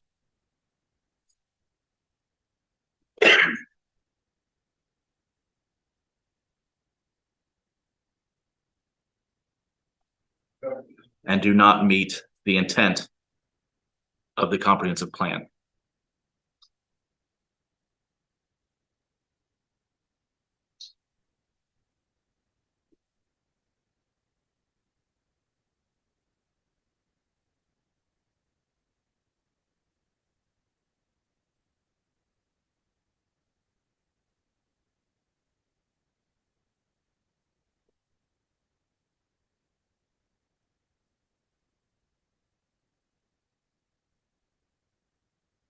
Give me 1 second to edit this last one down for you.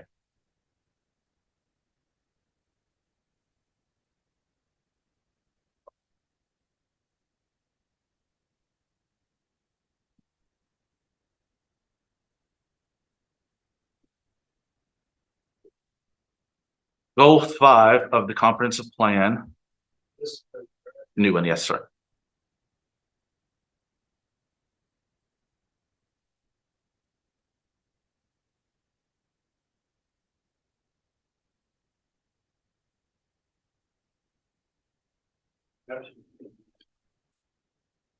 Promotes protection of scenic view sheds.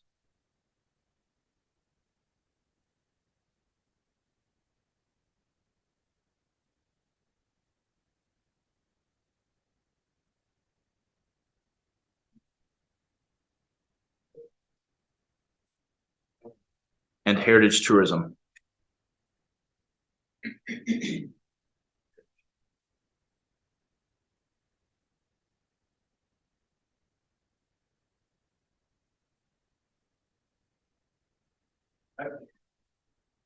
The Franklin County Tourism Commission.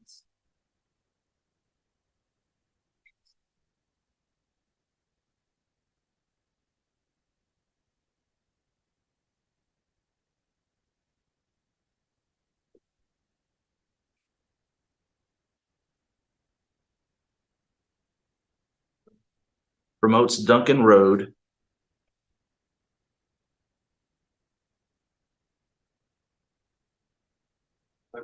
As a scenic access road.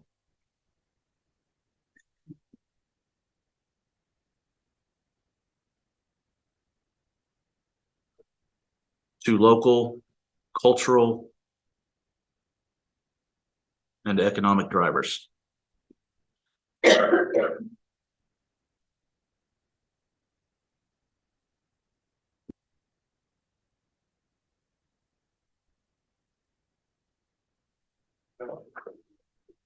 I think I'll leave that one there. I think that's it.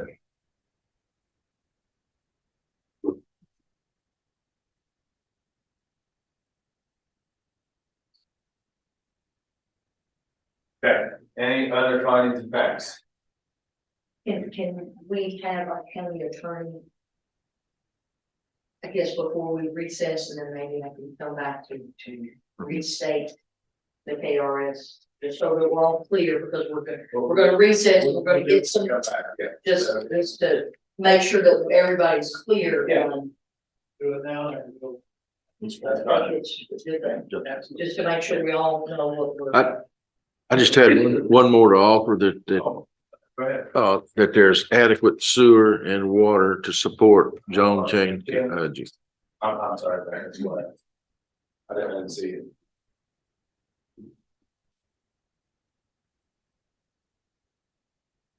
Go ahead.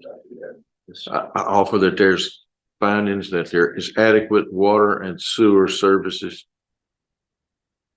to support IG or industrial general, whichever word.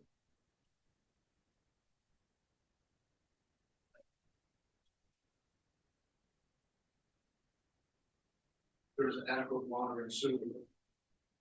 To support zone change to IG or industrial general, however you're putting them down.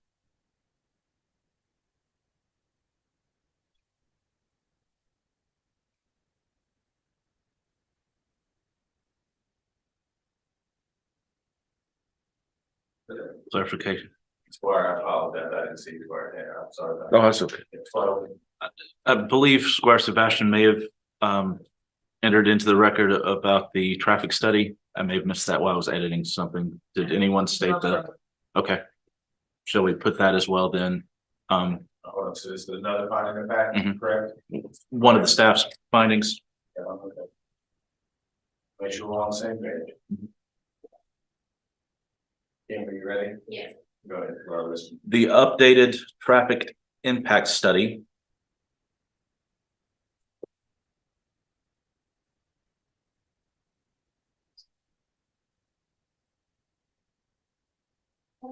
Dated February 23rd, 2023.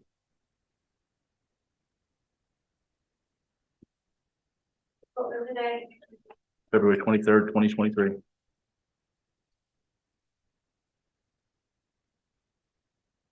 Includes that future traffic conditions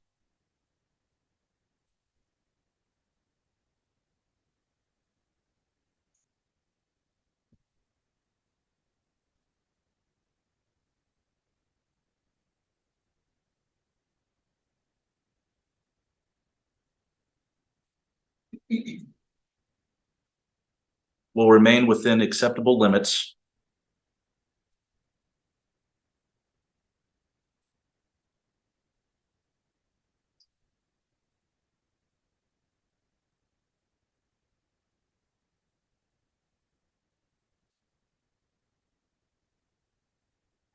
And no road improvements are needed.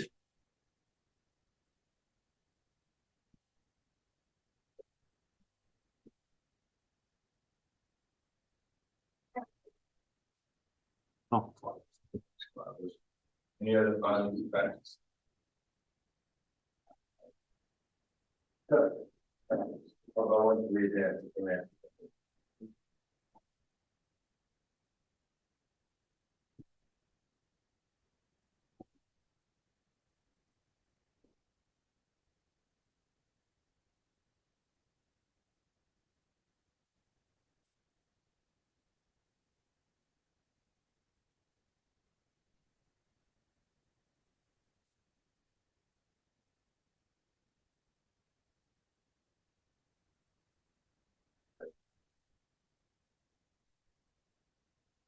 I think I got lights, camera, action here.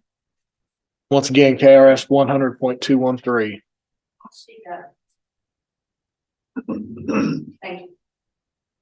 KRS 100.213, findings necessary for proposed map amendment reconsideration. Subsection 1.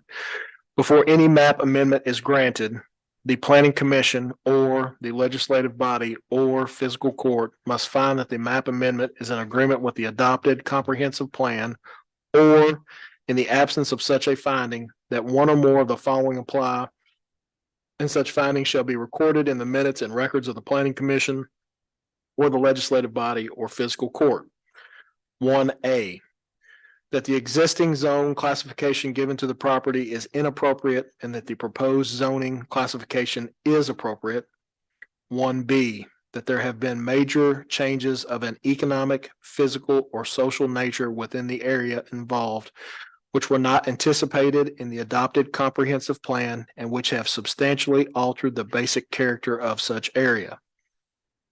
2, the planning commission, legislative body, or fiscal court may adopt provisions which prohibit for a period of 2 years the reconsideration of a denied map amendment or the consideration of a map amendment identical to a denied map amendment. And attorney. So this is what I would like to do. We'll take a 20-minute recess. We'll go 15 and give Kim time to prepare the documents. And then if you all can come back in, then we'll have time to look over them. We'll go into voting session. Everybody okay with that? Swear. Judge, if any of the findings of facts are not, what it was, if there's a blemish or if there's something that's not worded correctly, do you want us to correct while we're going over it? Yes. Okay. No, before we go into the voting session, we'll make any of those corrections. Is that okay? And so will we be given an opportunity to have time, once they have been typed up and distributed, to review those rather than, I mean, just, will we have a little bit of time? Well, that's what I was thinking. I was saying 20, and it should take Kim, hopefully, Mitzi's gonna help her also, about 10, and then we can come back in here in 10 minutes sufficient to look over them. That's all, how many do we have? So.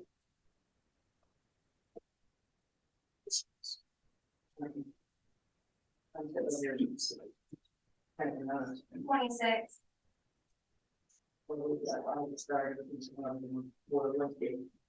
was some of the reverse. Take just a little bit. I will bottom back down, but I want to have the opportunity to read them. If it takes everybody a little longer, we're not gonna be back in session yet when we're reviewing them, so we could hold it if need be, but for right now, let's take a 20-minute recess and we'll come back. Aren't you glad I said that?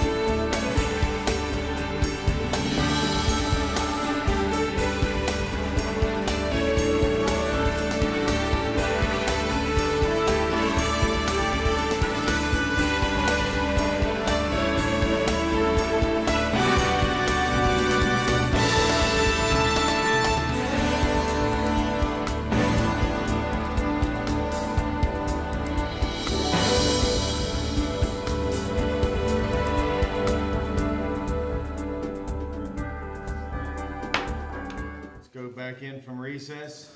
So we have, just so everybody knows, we have 26 findings of facts before we start voting on them. We need a motion to come back in or not? Have a motion to come back in from recess. Second. All those in favor say aye. Aye. Opposed say nay. Motion passes. Okay, 26 findings of facts. Before we start, I would like the clerk to call roll, just to make sure we're doing everything the right way. Squire Sebastian, Here. Squire Blackburn, Present. Squire Dykus, Here. Squire Tracy, Here. Squire Tanner, Here. Squire Wisman, Present. Judge Mueller, Present. Okay, so we're gonna start at 1 and go from there. So finding the fact number 1. The subject property is listed on the National Registry of Historic Places as a contributing farm, a federally administered designation. Do I have a motion? Move to approve. Second. You wanna just, Max, you wanna do a roll call of these? All right, clerk, go ahead and call roll. Discussion, I'm sorry. Any discussions on this? I do have one question. Okay, Squire Tracy. Contributing farm, do we have any idea when what date this was put on there as a contributing farm? Max, can you answer that? I don't know. No, we're not taking any more testimony. Okay. It's just discussion. Max. It was in our packet. That answer is in our packet of information. Okay. Thank you. Okay, clerk, call roll, please. Squire Sebastian, So there have been statements made that hay was the only agricultural product at the subject property. And I don't really know what the criteria is needed for a contributing farm. I know what a farm is when I lived on a farm. What makes it contributing? So I'm not being clear on what a contributing farm is, and the only statements that I've heard are hay on there. I'm gonna vote no. Squire I don't know Blackburn, what it is. Yes. Squire Dykus, Yes. Squire Tracy, I'm gonna go with contributing farm as well, so I'm gonna say no. you said yes or no? No. No. Squire Tanner, No. Squire Wisman. Yes. Judge Mueller, Yes. motion passes. Finding fact number 2, the subject property and application lie outside of the 3,500 foot radius designated for potential regional retail. Move to approve. Do I have a second?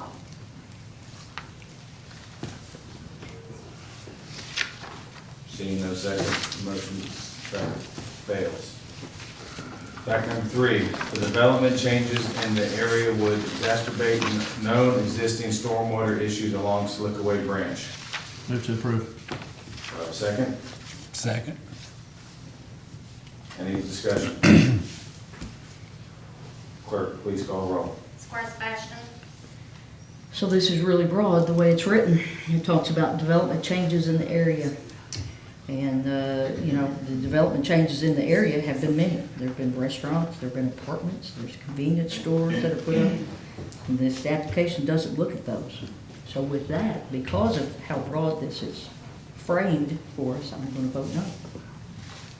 Squire Blackburn, Yes. Squire Dykus, So I think this is one of them that's in there twice. No, they're different. They're very similar. They're different. I promise you. Well, I'm looking at them, so I'm gonna say no to this one. Squire Tracy. No. Squire Tanner, No. Squire Wisman, Yes. Judge Mueller, No. passes fail.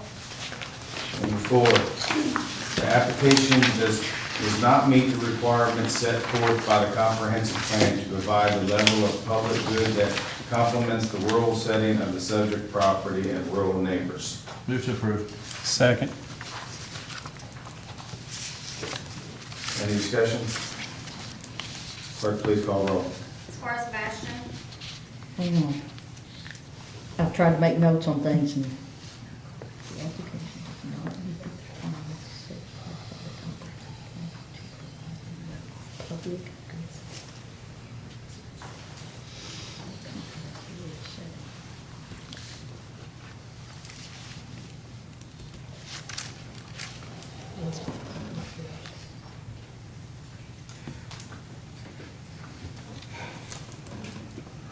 I'm getting hung up on provide the level of public good. Because I don't know how broad that is, and I don't recall seeing things spelled out in the comprehensive plan that state exactly what the public good is. So on that, I'm gonna vote no. I don't feel good about that, but I'm voting no on it. Squire Blackburn, Yes. Squire Dykes, I also have a problem with public good. I don't think there's a definition for that, so I'm gonna vote no.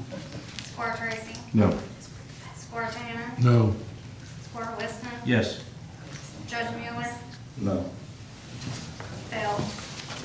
5, the application does not identify aspects of the landscape that are cultural, ecologically, and historically sufficient. Significant, I'm sorry. Move to approve. Second. Any discussion on this finding? Clerk, please call roll. Squire Sebastian, I don't know that it has to find that. I don't know that the application has to identify that. So because of that, I'm gonna vote no. Squire Blackburn, Yes. Squire Dykes, Yes. Squire Tracy, No. Squire Tanner, No. Squire Weston, Yes. Judge Mueller, No. motion passes. Failed.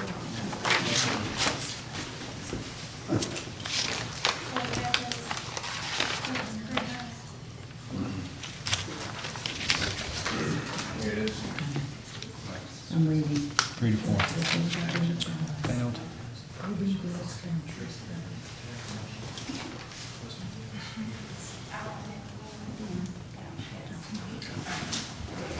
Sorry, it fails.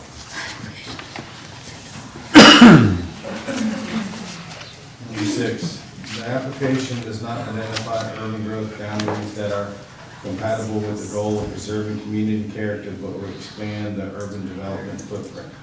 Move to approve. Second. Any discussion? Seeing none, clerk, please call roll. Squire Sebastian, So this says the application does not identify urban growth boundaries that are compatible with the goal of preserving community character, but would expand the urban development footprint. Again, I don't know that it has to identify urban growth boundaries. And the urban development footprint exists because there's an existing industrial park there. So for those two things, the way this is written, I'm gonna have to vote no on that. Squire Blackburn, Yes. Squire Dykes, No. Squire Tracy, No. Squire Tanner, No.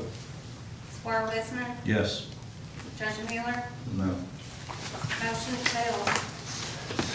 7, the application does not encourage the preservation of existing farms and rural lands outside of existing urban areas. Move to approve. Second. Any discussion? Clerk, please call roll. Squire Sebastian, I feel like I'm sounding like a broken record, but I don't know, the way this is phrased, the application does not encourage the preservation. So if you take that in the other way, that's basically supposed to mean that the application has to encourage it. I don't know that there's anywhere in the comprehensive plan that says it has to or it doesn't have to. So because of that, I'm gonna vote no. Squire Blackburn, I understand where you're coming from, Squire Sebastian. It doesn't have to prove or disprove anything. But is it in alignment with the comprehensive plan? But it's And I- not asking that. If you're saying Squire Sebastian, you're asking me. No, like, That's not what it says. let me finish here. Staff, when they give their report, they give recommendations for or against, based on the comprehensive plan. So this is one of the policies within the plan that it either supports or does not. And it does not, so I vote yes. Squire Dykes, No. Squire Tracy. No. Squire Tanner, No. Squire Weston. Yes. Judge Mueller, Yes. motion fails.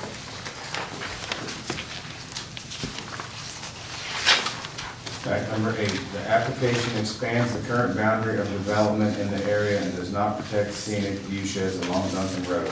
Move to approve. Second. Any discussion? Clerk, please call roll.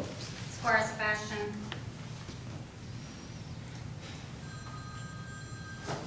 Expand the current boundary of development. The application expands the current boundary of development.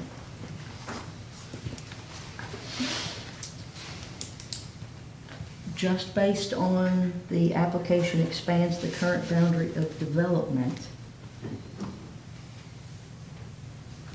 And when the and is in there, it's gotta meet both. So based on that, because it's contiguous and adjacent to an industrial park, which you can see from the road, I'm gonna vote no. Squire Blackburn, Yes. Squire Dykus, No. Squire Tracy. No. Squire Tanner, No. Squire Wisman, Yes. Judge Mueller, Yes. motion fails. On to fact number 9. The current property zoning is appropriate as the existing farm is bounded by other agricultural, rural, and rural residential properties and within 1 mile boundary of the interstate exchange. Some of 22 parcels of property support agricultural zoning in Franklin County. Move to approve. Second. I do wanna, the wording on that is a little funny for me. That's terrible. Boundary of the interstate exchange some. Is there a comma? Is there a word missed out? Is there a word left out? Didn't we all approve these before they came in here? I thought we did. But we Okay. have to Take it for where it's at. All right. Supposed to be a comma after exchange.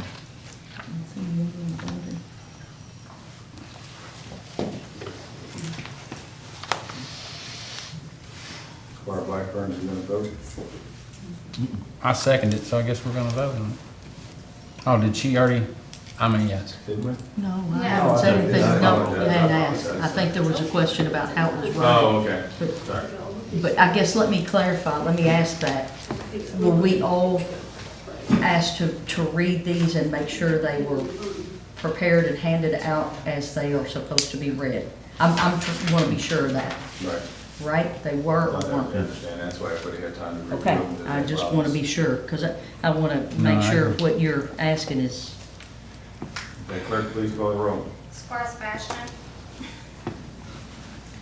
the current property zoning is appropriate as the existing farm is bounded by other agricultural and rural residential property. So are we supposed to note we're only supposed to, the way this is worded, we're only supposed to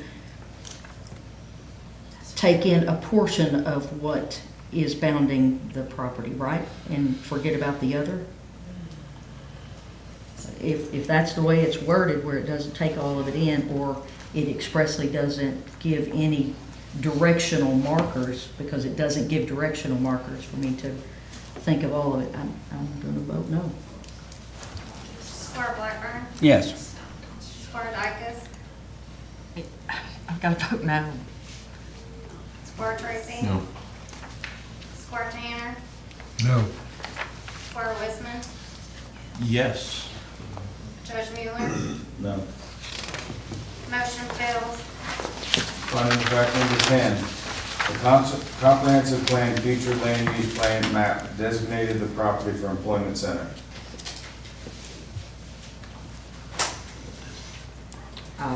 I'll make the motion. I'll second. Any discussion?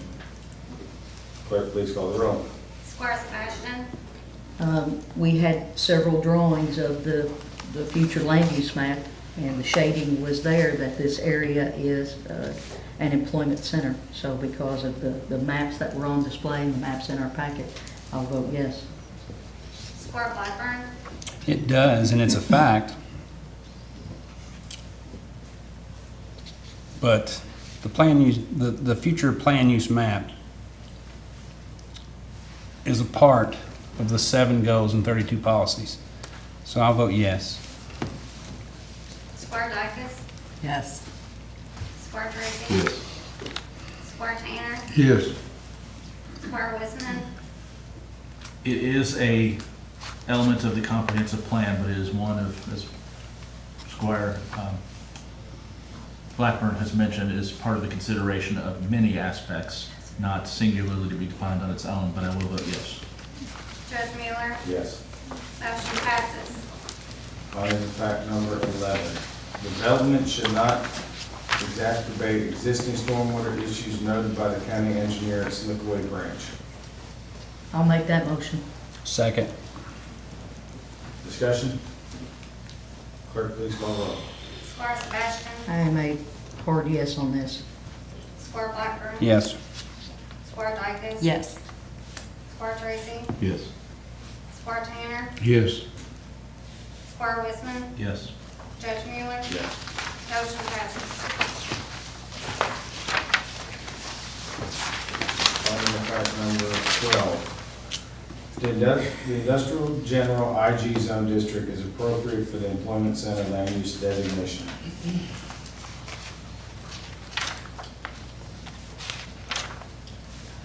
I'll make the motion. Second. Discussion? Clerk, please call roll. Squire Sebastian,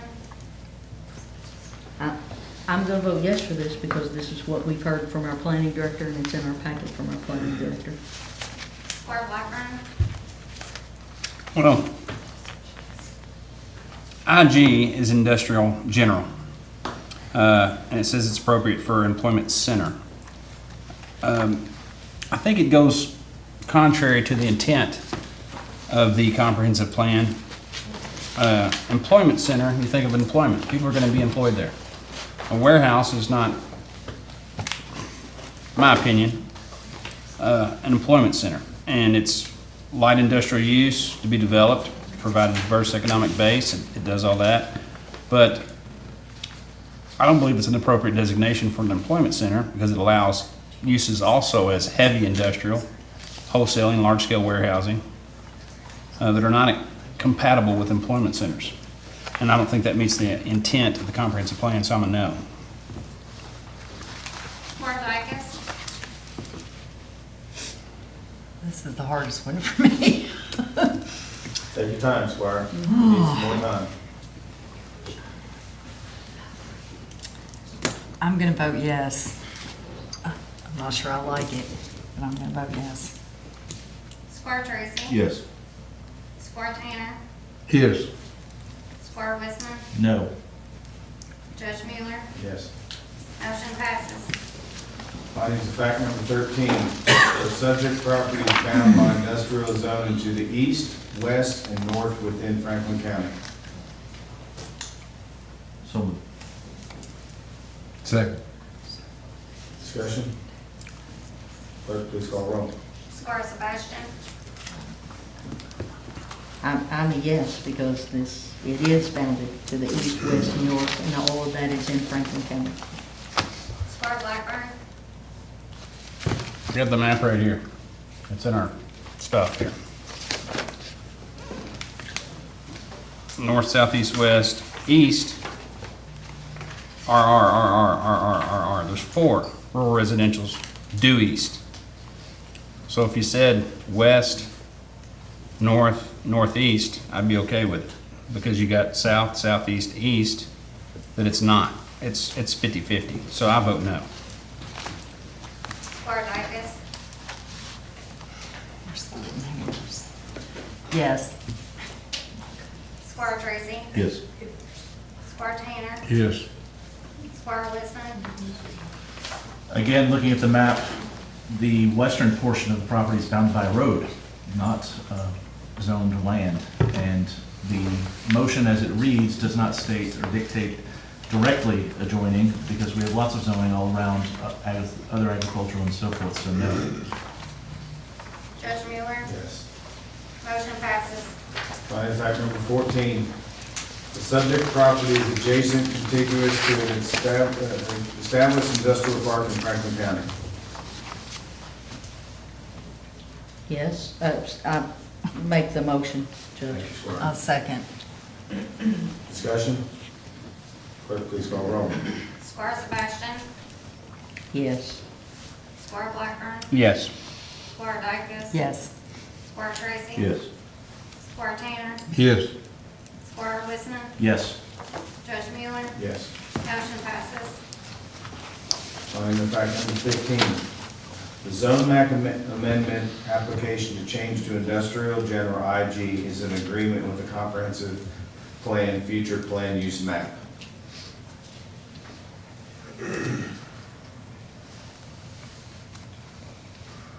I'll make the motion.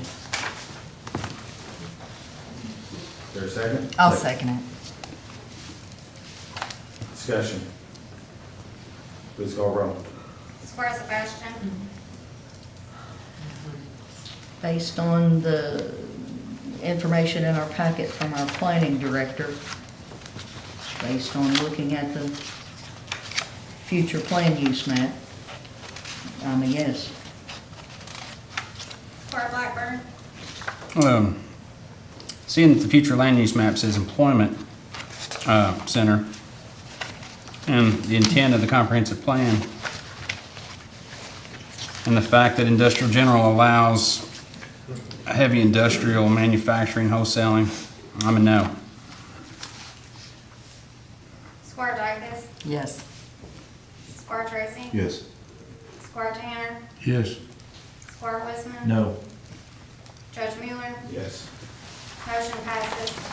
Finding of fact number 16, the existing zoning classification given to the property is inappropriate and the purpose zoning classification is appropriate.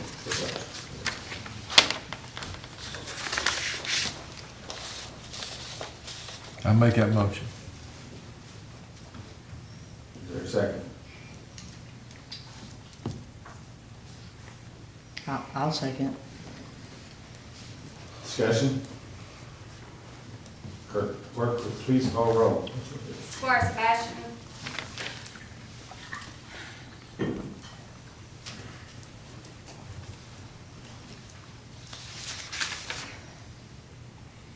Based on the information in regard to the employment center and the future land use map, I'll vote yes.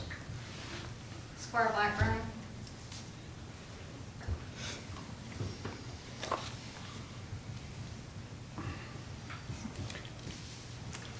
I just want to make a little statement. You know, primary approach in looking at this is through the lens of the comprehensive plan to determine if it's compliant or not. The comp plan has 7 goals, 32 policies. I've memorized them. I memorized them 3 years ago. The future land use map is one of those guiding principles. It's a supportive resource that adds to the comp plan. It doesn't govern or direct or drive the plan. The 7 policies and 32, 7 goals and 32 policies do. You know, I've dissected it with a knife. I've read through this countless times. This is actually my 4th copy because my last 3 are illegible from the writing that I've done on them. But out of these 7 goals and 32 policies, it's 9 out of the 32 policies are directly supported by this. So those 9, absolutely, they follow the comp plan. One of them is highly contested in my view. 22 out of 32 are directly contradictory.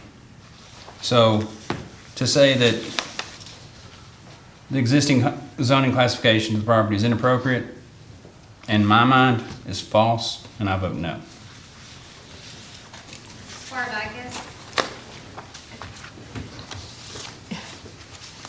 I totally agree with the zoning classification being inappropriate. I have to say no.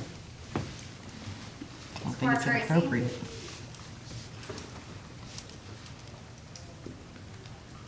Yes. Squire Tanner. Yeah. Squire Wisner.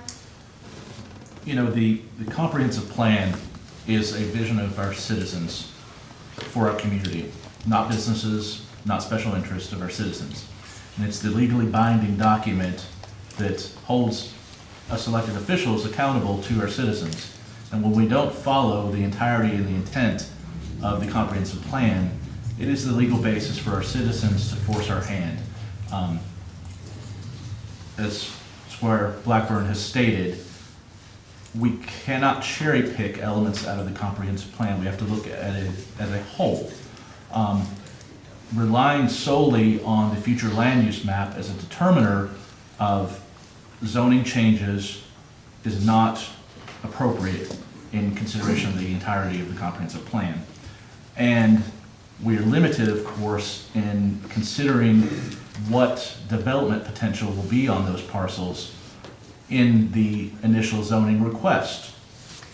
So, to say that agricultural is not an appropriate zoning as is, when this farm has been identified and recognized federally, as well as on a state level, for significance as farmland of statewide significance and otherwise, undermines the review of the comprehensive plan, and so I'll vote no.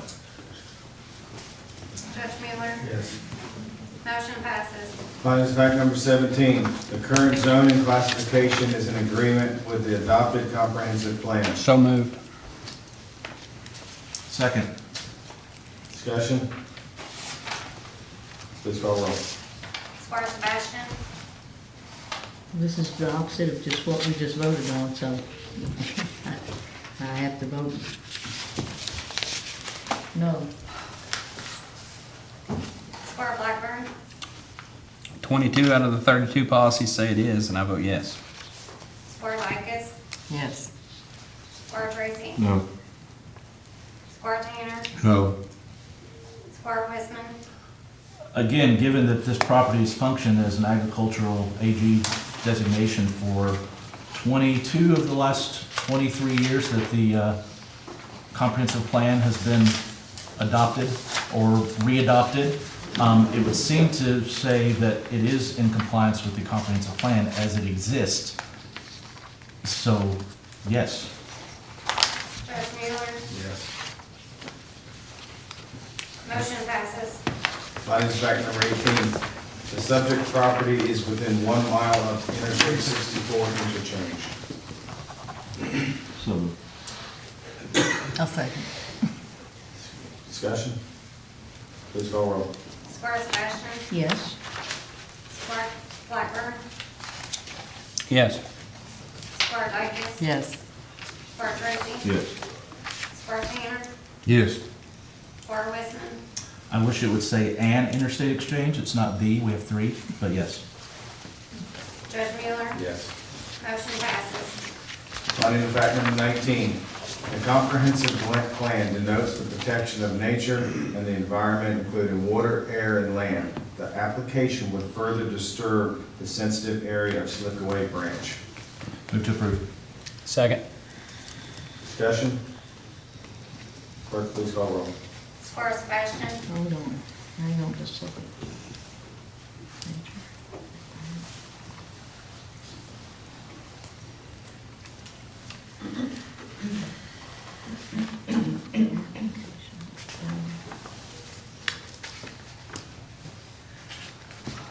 I vote yes. Squire Blackburn? This is straight from the policies. Complete contradiction. I vote no. Squire Likas?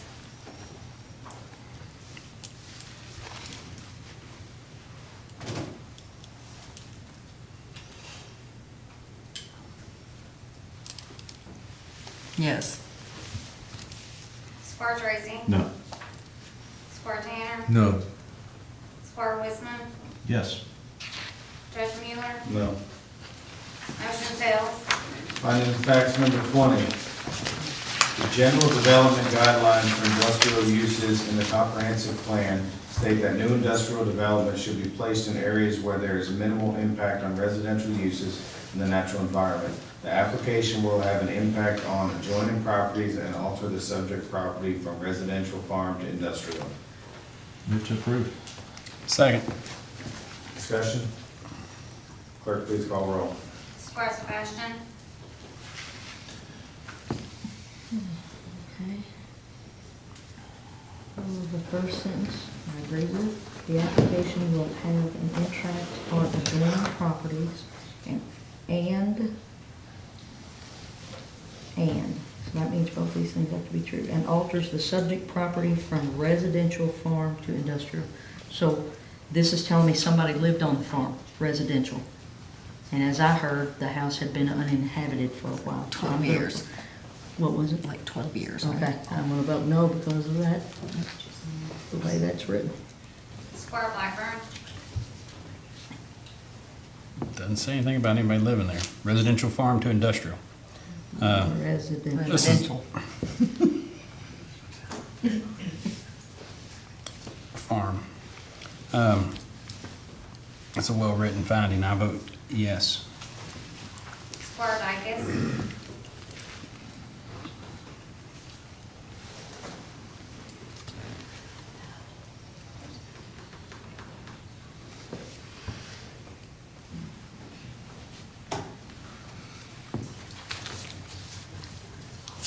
No. Square Tracy. No. Square Tanner. No. Square Wisman. Yes. Judge Mueller. Yes. Motion fails. Finding the fact number 21, there has been no change of subject property at current that would inhibit the current use of the current agricultural zoning designation nor render soils infertile for farm purposes. Move to approve. Second. Discussion? I think I got a little carried away with current, but. Tongue twisted. Hang on, I gotta read it, because there's lots of, as Yeah. my fellow squire says, there's lots of currents in there. There's been no change to the subject property at current that would inhibit the current use of the current. There's been no change of property at current that would inhibit the current. I figure I can parse words.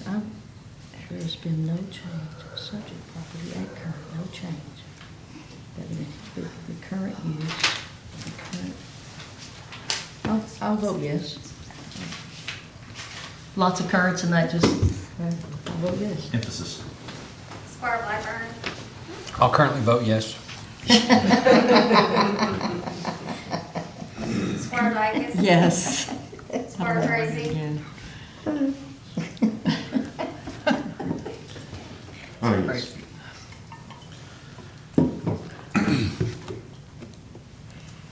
I have a problem with the soils being infertile for farm purposes. If you're talking about cropland, are you talking about a slaughterhouse? It's different. So if you're gonna plant crops on it, it's been disturbed quite a bit. I don't know whether it would actually support soybeans and corn or not. It probably would support many other agricultural purposes, but not necessarily that kind of farming, so I'll vote no. Square Wisman. Yes. Judge Mueller. Yes. Motion passes. Finding the fact number 22. It's getting longer and longer, so bear with me here. The zoning change recommendation failed to consider the subject property's historical and cultural designations, with the planning director stating that the goal was not considered because Franklin County does not track historical properties, Franklin County does not regulate historical properties, and that further, it has not been at all the will of the fiscal court, which are in contrast with the goals and policies of the comprehensive plan. Move to approve. Second. Discussion? Clerk, please call roll. Square Sebastian. I've also heard the planning director state that every zone change request does not or will not meet every goal and policy within the comprehensive plan, whether there's 50, whether there's 10. So I'm a no. Square Blackburn. Stating that they're not fitting is a lot different than even being considered. That bothers me a lot. I'm a yes. Squire Dicus, Yes. Squire Tracy, No. Squire Tanner, No, because I don't know what the will of the fiscal court has been. Squire Wisman, Again, the comprehensive plan dictates what we should consider. It consistently speaks to heritage and history and other elements. That our planning director did not consider those elements, those federal designations and otherwise, in making the decision and the recommendation to approve a zone change when this farm is a federally recognized historic asset to our community, is not in compliance with the comprehensive plan's intent. This should have been a consideration, and I'm frankly appalled that we don't have any considerations in current zoning efforts to take those things into consideration when they are housed 2 blocks from here. They should be part of the consideration as defined by our comprehensive plan and part of the consideration that we are obligated to look at as part of this and other zone changes. So, yes. Judge Mueller, Yes. motion passes. 23.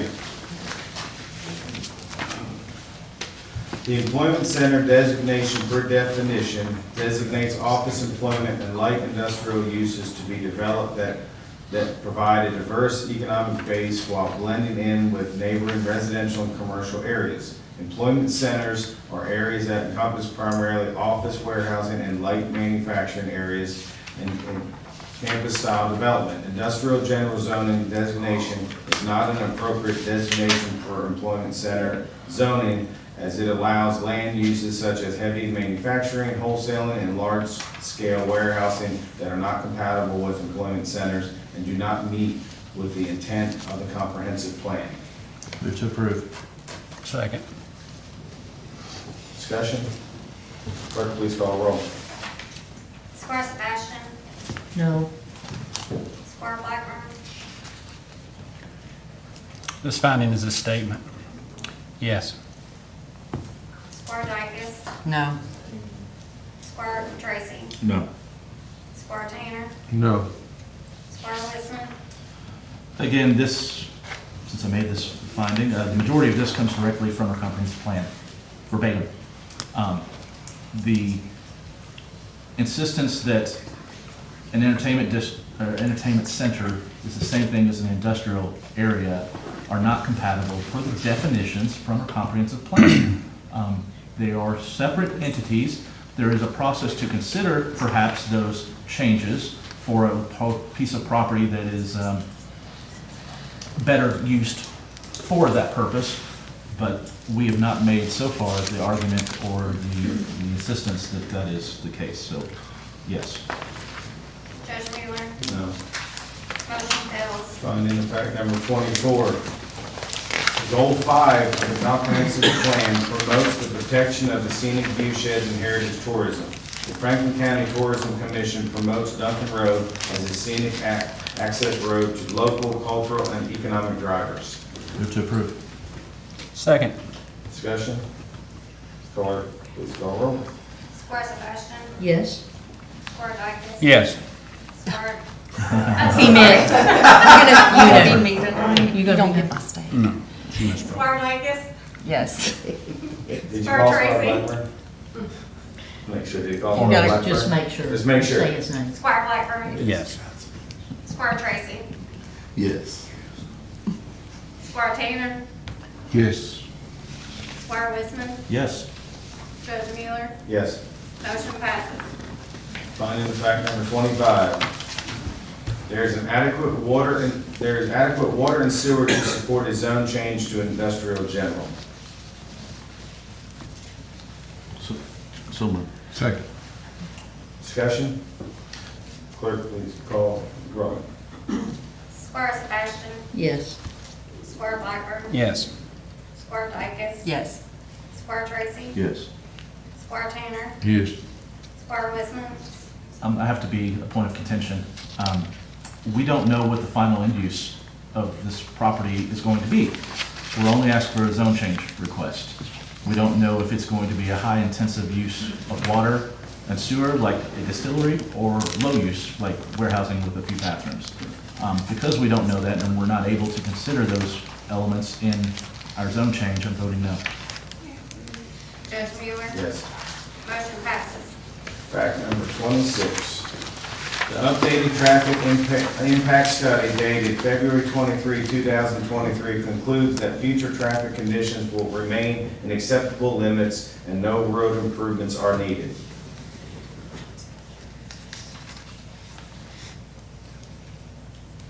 So Is there a second? I second. Discussion? Clerk, please call roll. Square Sebastian? Well, I think those were the exact words in the statement, so yes. Square Blackburn? Well, the traffic study was predicated on warehouse development. And it was also stated that no schools were in the area. That's incorrect. There's one on 400 Democratic Drive. I vote no. Square Dicus? I mean, it does conclude that. I'm not sure it's right, but it does conclude that, so yes. Square Tracy? yes. Square Tanner? Yes. Square Westman? Again, this is what we were given to consider.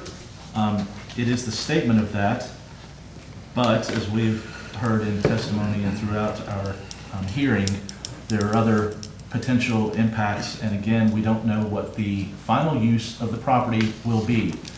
Without that being formally approved, a development plan, how are we to know if there's going to be a traffic impact? I know this was a finding of fact of our staff and the finding of fact from the plan dated February 23rd, but I disagree, so no. Judge Mueller? Yes. Motion passes. Do I have a motion to cease establishing the findings of facts? So moved. A second. Clerk, please call roll. Square Sebastian? Yes. Square Blackburn? Yes.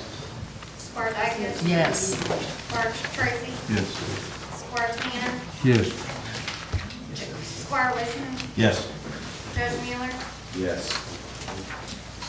Okay, so at this time, we are going to take a short recess because we have to put all these into our paperwork to go in the voting session, so it shouldn't take too long. So we'll take a 10-minute recess.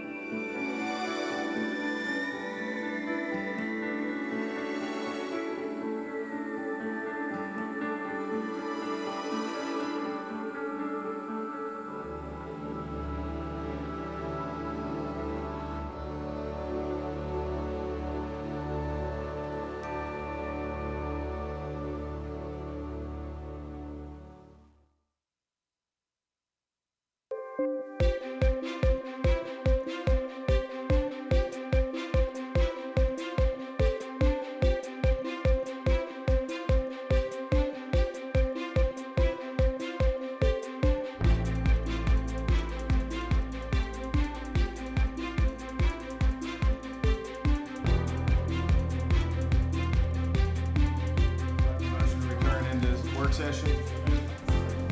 Second. All those in favor say aye. Aye. Opposed say nay. Alrighty, so now we're gonna go into the voting session. Clerk, please call roll. Squire Sebastian, Here. Squire Blackburn, Present. Squire Backus, Here. Squire Tracy, Here. Squire Tanner, Here. Squire Listeman, Present. Judge Mueller, Present.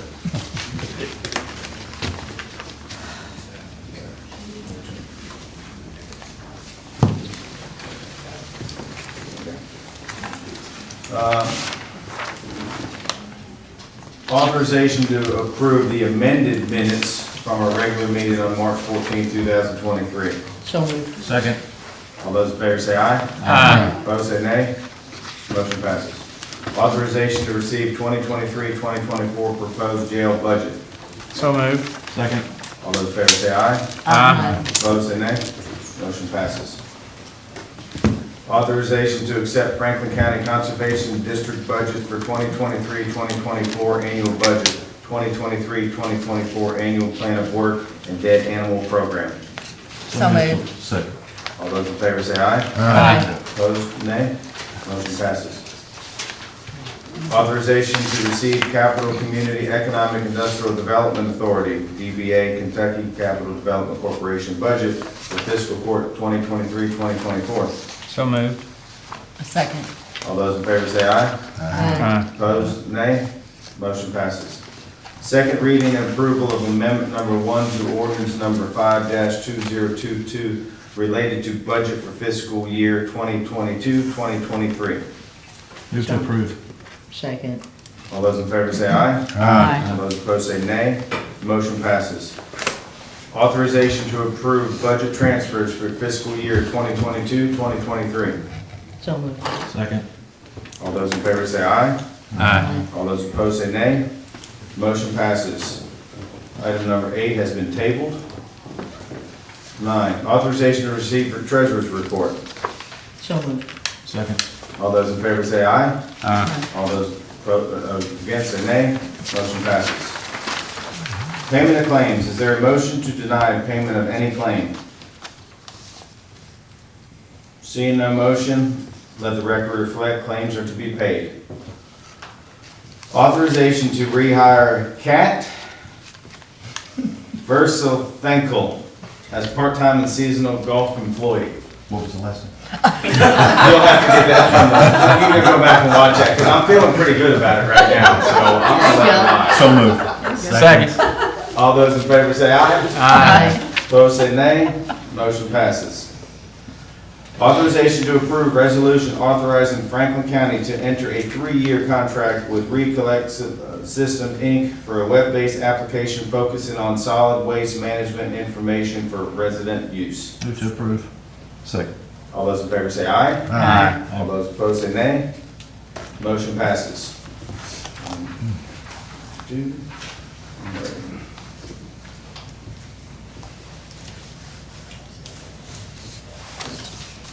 This is the second reading approval of an ordinance amending the table of special ordinances, section 1, zoning map changes of the Franklin County Code of Ordinances for a 85.388 acre portion of property identified as a portion of tract number 1, 84.058 acres plus or minus, a portion of PVA map number 087-00-00-031.00, and a portion of tract number 2, 1.331 acres plus or minus, a portion of PVA map number 087-00-00-031.01, located at 690 Duncan Road from Agriculture District AG to Industrial General District IG, based on findings of facts A through O in section 1 of the ordinance.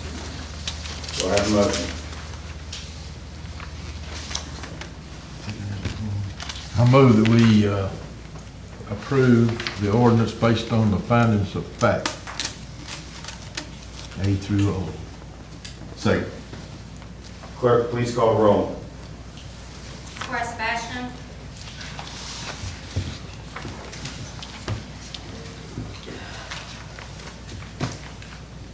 So First, I want to acknowledge and share gratitude with those across our community who've taken a keen interest in this zoning process. This body understands that it's the voice of our citizens who must be heard. And for that reason, this body held a full evidentiary hearing where we could have accepted and did accept when we could have accepted what the Planning Commission had shared with us for the record. Franklin County spoke. They turned out and spoke. Numerous letters, we had reports, we had studies, a number of things were entered into evidence. And the comments that we've gotten on this matter have not fallen on deaf ears. Frankly, there's been a whole lot to digest, and I think Squire Blackburn held it up. You know, we read a lot of material. We made notes on a lot of things, got flags and notes. I appreciate the time that this body has given us to do its due diligence. And the willingness of the people who've taken time to research as well as voice their opinion shows their passion for Franklin County, for its future and how it could and should be shaped. It's an exciting time in Franklin County, with county and city master plans in the process and an in-depth update of the comprehensive plan and zoning codes that are underway. So I am imploring our citizens to let that dedication and that passion that we've heard in this continue by providing input into the comprehensive plan process. Take every opportunity to attend a meeting. Please submit a comment. Please make your voice heard. Because if anything, the sheer volume of comments on this matter alone before us right now shows how clearly input is needed in the process so that we have a guide to future development, orderly growth, and a protection for land usage and its highest value. Now, thoughtful and effective planning enables a community to grow responsibly and provide necessary balance between new development, which is what we discussed tonight, infill, which we didn't talk about tonight, community preservation, which we touched on tonight quite often, essential services, and economic growth. There's plenty to discuss, and having a full, roll-up-your-sleeves, diligent update of the comprehensive plan should serve us better than the perfunctory updates that have been allowed over the past 22, and I will say it again, 22 years, given that the last true comprehensive plan rewrite was in 2001. So I asked our Councilor Conley earlier to give us marching orders, specifically what are we to look at tonight to make this vote. I wrote it down. We're looking at KRS 100-213, and it calls for us to find that the map amendment is in agreement with the adopted comprehensive plan, or it's not. It is or it isn't. It's one or the other. To be clear, both sides who have spoken on this issue have made compelling statements, and we've seen raw emotion. And please know that that has been taken to heart by everybody here. But what before us tonight is a very narrow, limited, and I would say restrictive direct language in that KRS. And as we found in evidence and in multiple findings of fact, from the initial ones in the staff report to the ones offered by this court tonight, the map amendment sought in the future land use category is where an employment center exists and renders this request to be in agreement with the adopted comprehensive plan. I don't know how we got here, and hopefully through this comprehensive plan and zoning update codes that we're doing, this process will allow our community to come together and focus on issues just like the one we're talking about, making them and our community's future less uncertain for lengthy hearings like this. The future land use map does show this as an employment center within the adopted comprehensive plan, meeting the condition within KRS 100-213, that the map amendments must be in agreement with the comp plan, and that's the way I understand what the counselor said tonight and his instructions. So with that very narrow, limited, restricted focus, it compels me tonight to approve the zone map amendment because of the statutory language and vote yes. Squire Blackburn. As Squire Sebastian eloquently stated, we have been in dire need of an update of our comp plan and our zoning ordinance rewrite. And that's what we're undertaking now. It's a lengthy process, and it does involve all of our citizens to speak on the front end.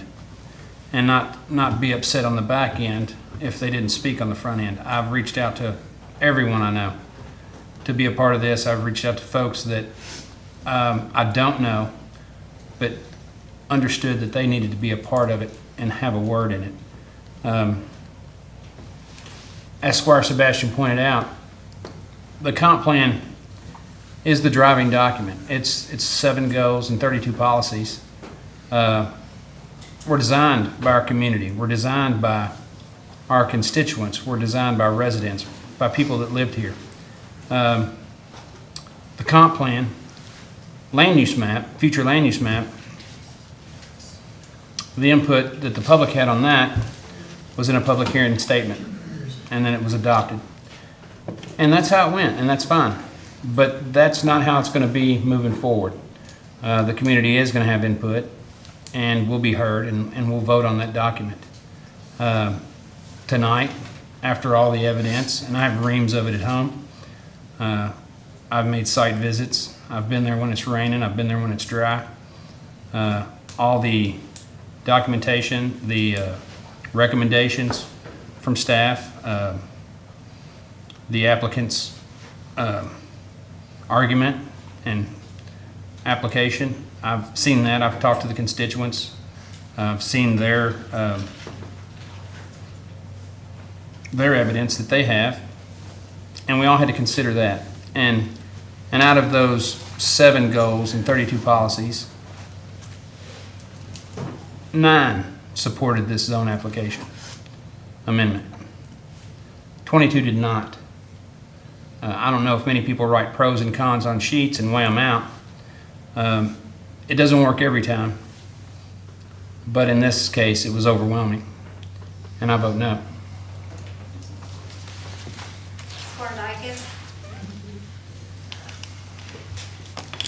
At first, I want to say how much I appreciate all of you. This has been so difficult for me as a new magistrate and as someone that grew up in the country and, hung out on my grandfather's farm and still hang out on my mother's farm. It's really important to me. And the thing that keeps coming up for me, really, is that if I vote no, I have no way of helping to protect you or your land. And we have one question to answer here. I don't feel like I have any choice except to vote yes.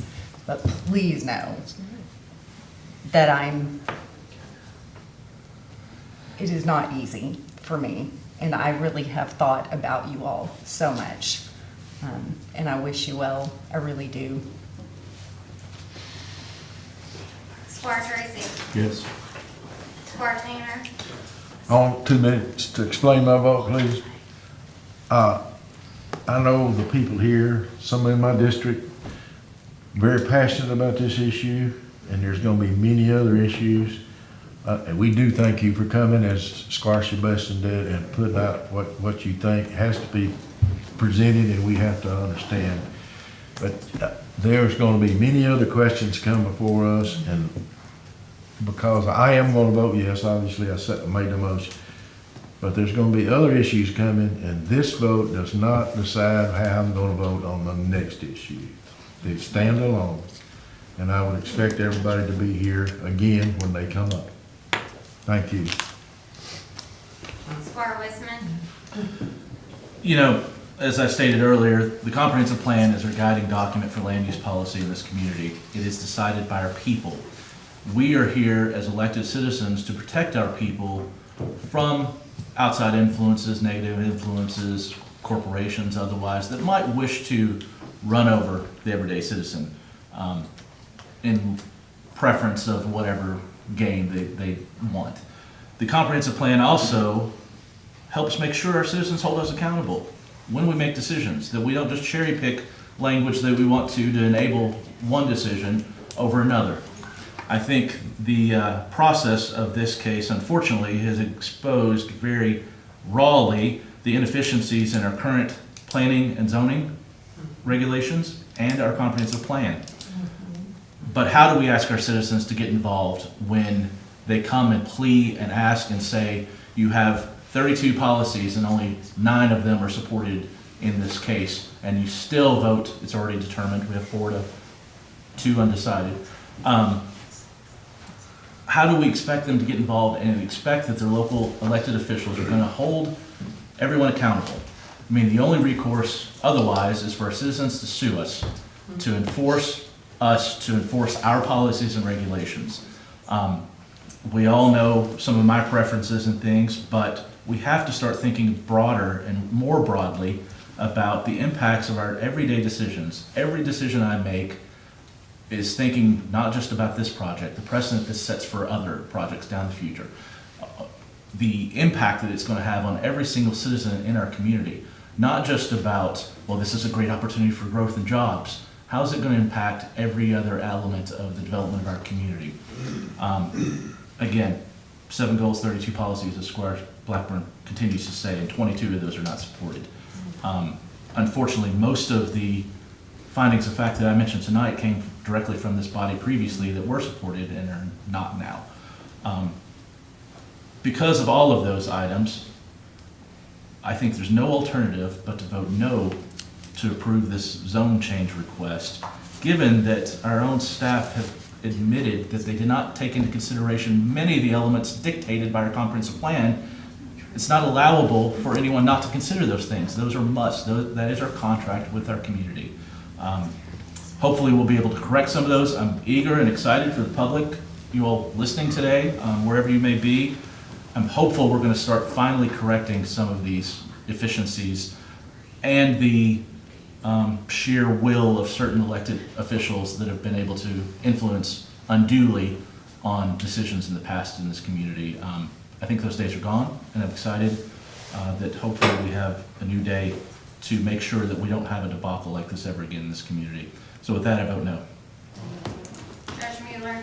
I wasn't gonna speak, but I feel like I should say something, and Squire Wisman has used a word that kind of came to my mind, debacle. I think this has been going on for years, and this has been a mess. I think everybody listening and watching can say the same thing. You know, we can't control what happened from the get-go, but I will say that this court is here to improve our planning and zoning. It's here to improve our ordinances. It's here to make sure these things don't come in front of us again. I mean, nobody wants to go through this, and it doesn't matter what side you're on. You know, my intent is that we can work it out and try to get things remedied and everybody live peacefully ever after, but I know that's not gonna be exactly the case.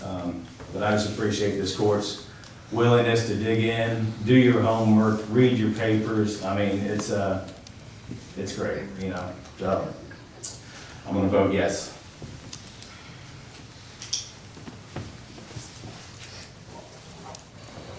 All right, authorization to adjourn. Judge, I have other business. Okay, go ahead. I'd like to make a motion to require the Planning and Zoning Commission, the Franklin County Planning and Zoning Commission, to review whenever this Duncan Road project comes to them with a development plan, to consider a 500-foot buffer setback along Duncan Road and any adjoining properties, residential properties, as well as a 50% additional retention requirement for runoff and affluence draining from or across this property.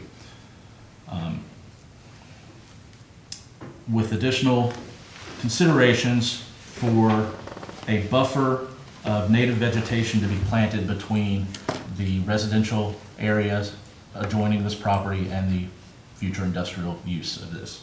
We can direct, my understanding, we can direct the Planning Commission to take up that consideration. We necessarily cannot dictate that it is a subject of condition to approve the zoning change, but we can make a recommendation to the Planning Commission to make those considerations and judge appropriately what they feel is necessary or needed in the future development plan that is yet to be reviewed by the Planning and Zoning Commission. Can I speak to that? Motion. Is that a motion? No, I'll second. That's not a condition on it. It's already passed, anyway. All right.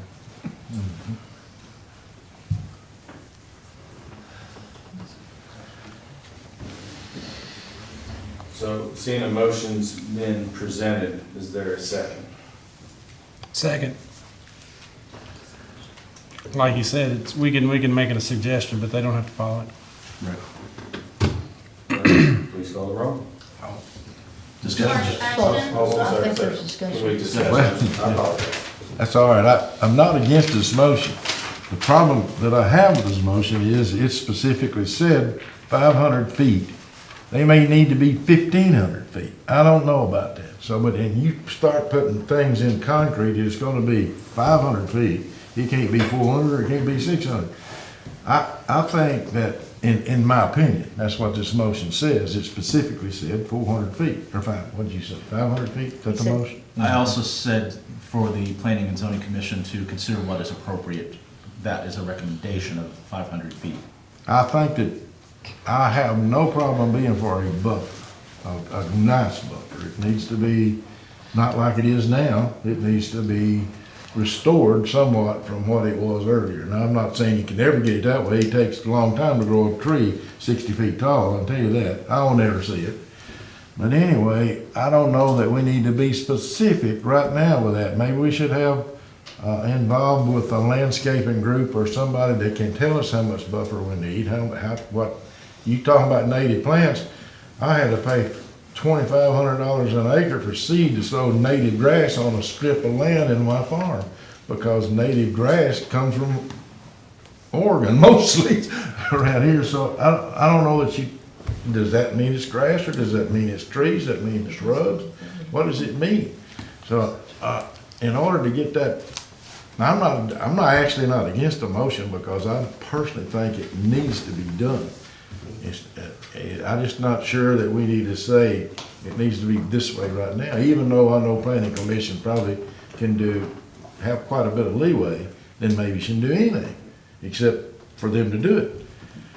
But I don't know whether I could actually support the motion, mainly because I'm not sure it's adequate, not because I'm against it. Would you be open to amending your motion because I, as Squire Tanner said, I'm absolutely for the buffer. Someone can amend my motion if you'd like to. Those were just recommendations sort of that I picked that I thought were applicable. We definitely need protections. We need to be doing this. We all agree on that. I don't, I think being that specific might be a problem. I think that's the worry. Again, the 500-foot setback and a 50% additional retention are just elements that I picked. I have said that I would like the Planning Commission to take those specific numbers into consideration, but use their judgment and all other aspects of the future development plan to be part of the consideration in their final decision. Yeah. I don't know. I really don't know how to fix it exactly, but I'm for it. I am for setbacks. I am for buffers. I'm for retention basins that exceed the minimum amount, which is, especially in this case. And I think we've all heard that testimony that was going from Robert and others anyway. But I don't know exactly how to get to where you want to go. Maybe we need to bring somebody in here that knows how to define that. But now I'm not necessarily trying to kill your motion. I think we have ordinances in place now, and I see, it's the will of the court, to want to input and do this. Legally, we got to be careful. There's been a motion. Regardless, at this point, I guess we'd have to amend the motion. I'm gonna let Squire Blackburn talk for a minute. I'm just thinking. You think a little bit while I don't want to assume anything, but the recommendation from the Planning Commission was to deny this zone change request. So I find some safety in the fact that I believe they will be careful about how they view the development plan. Because basically this court, through the vote tonight, has overridden their recommendation. So I think they would be willing to put the necessary steps in place to make sure that it was not an undue burden on the developer, and that it provided guarantees to the watersheds and to the buffering of the residents. So again, I think legally, this court cannot tell anybody. Right. But if it's a will of the court to just want to suggest or have an opinion, that's far. My understanding, of course, we've now granted a zoning change effectively. We'll never see the development plan for this project ever again. Very likely, it'll go through, be developed, and we have no further say unless we change some of our policies about regulating development in this community. We can direct the Planning and Zoning Commission as one of our independent bodies to take up a consideration specifically regarding the future development of this property, stating our concerns and recommendations. The final decisions will be theirs to impart on the development plan, which will be better informed when they see it to make those recommendations, given whatever the property owner decides to do with the property. Perhaps Mr. Conley can correct me if I'm any way incorrect, but. I think you're incorrect, and here's why I think you're incorrect. Okay. Currently, the Franklin County Subdivision and Development Plan Regulation 7.09.00 Development Plan Review. If you look at subsection 5 of that, Development Plan Review is to be done by not the Planning and Zoning Commission, but the Planning and Zoning Director. So he is the one that makes those, and any decisions that he makes that may be subject to a challenge can then be appealed to, I think it's zoning regulation, I just hit my, so it's not the Planning Commission, it's actually the Planning Director who reviews those. Should my motion then be to direct the Planning Director to take into that consideration? So I think. Would it be appropriate to, change the, remove the word 500 feet and put down adequate buffer approved by the planning commissioner and presented to this court? Can you do that? It's not the commission. Can't do that? It's the planning direction. Pardon? Planning director. Planning director, I'm sorry, I didn't use the wrong word. Can I ask Mr. Hewitt a question? Let's not, I'm not going there. Been there, done that, buddy. Can we do this Nope. maybe not at 2:00 at night when we're all exhausted and we can think about it a little more? Because I feel like, I don't want to impose anything on anybody. I feel like the planning commission has asked that development plans come back in front of them. I know they have. I've been at the meetings. So I know protocol is normally for Mr. Hewitt to approve development plans and totally capable of it. But also, I believe when there's concerns within the commission, they ask that the development plans be brought back to them for approval. Am I incorrect? Don't ask him back, sir, counsel, please. I'm reading you what the regulations for the Franklin County. Yeah, that's not an answer. I'm just, okay. I'm reading the ordinances that are currently in place in Franklin County that states that the planning director is the one who reviews. And he is, that's correct. Would it be improper? I know that sometimes people don't trust everybody, but to decide what we actually can do and do it next week, next meeting? I don't know if we legally can do anything. I mean, let's put it this way. You can pass an ordinance We requiring have 7 buffers. members of the court saying the same thing. Our That's planning true. director Everybody is is. in the room.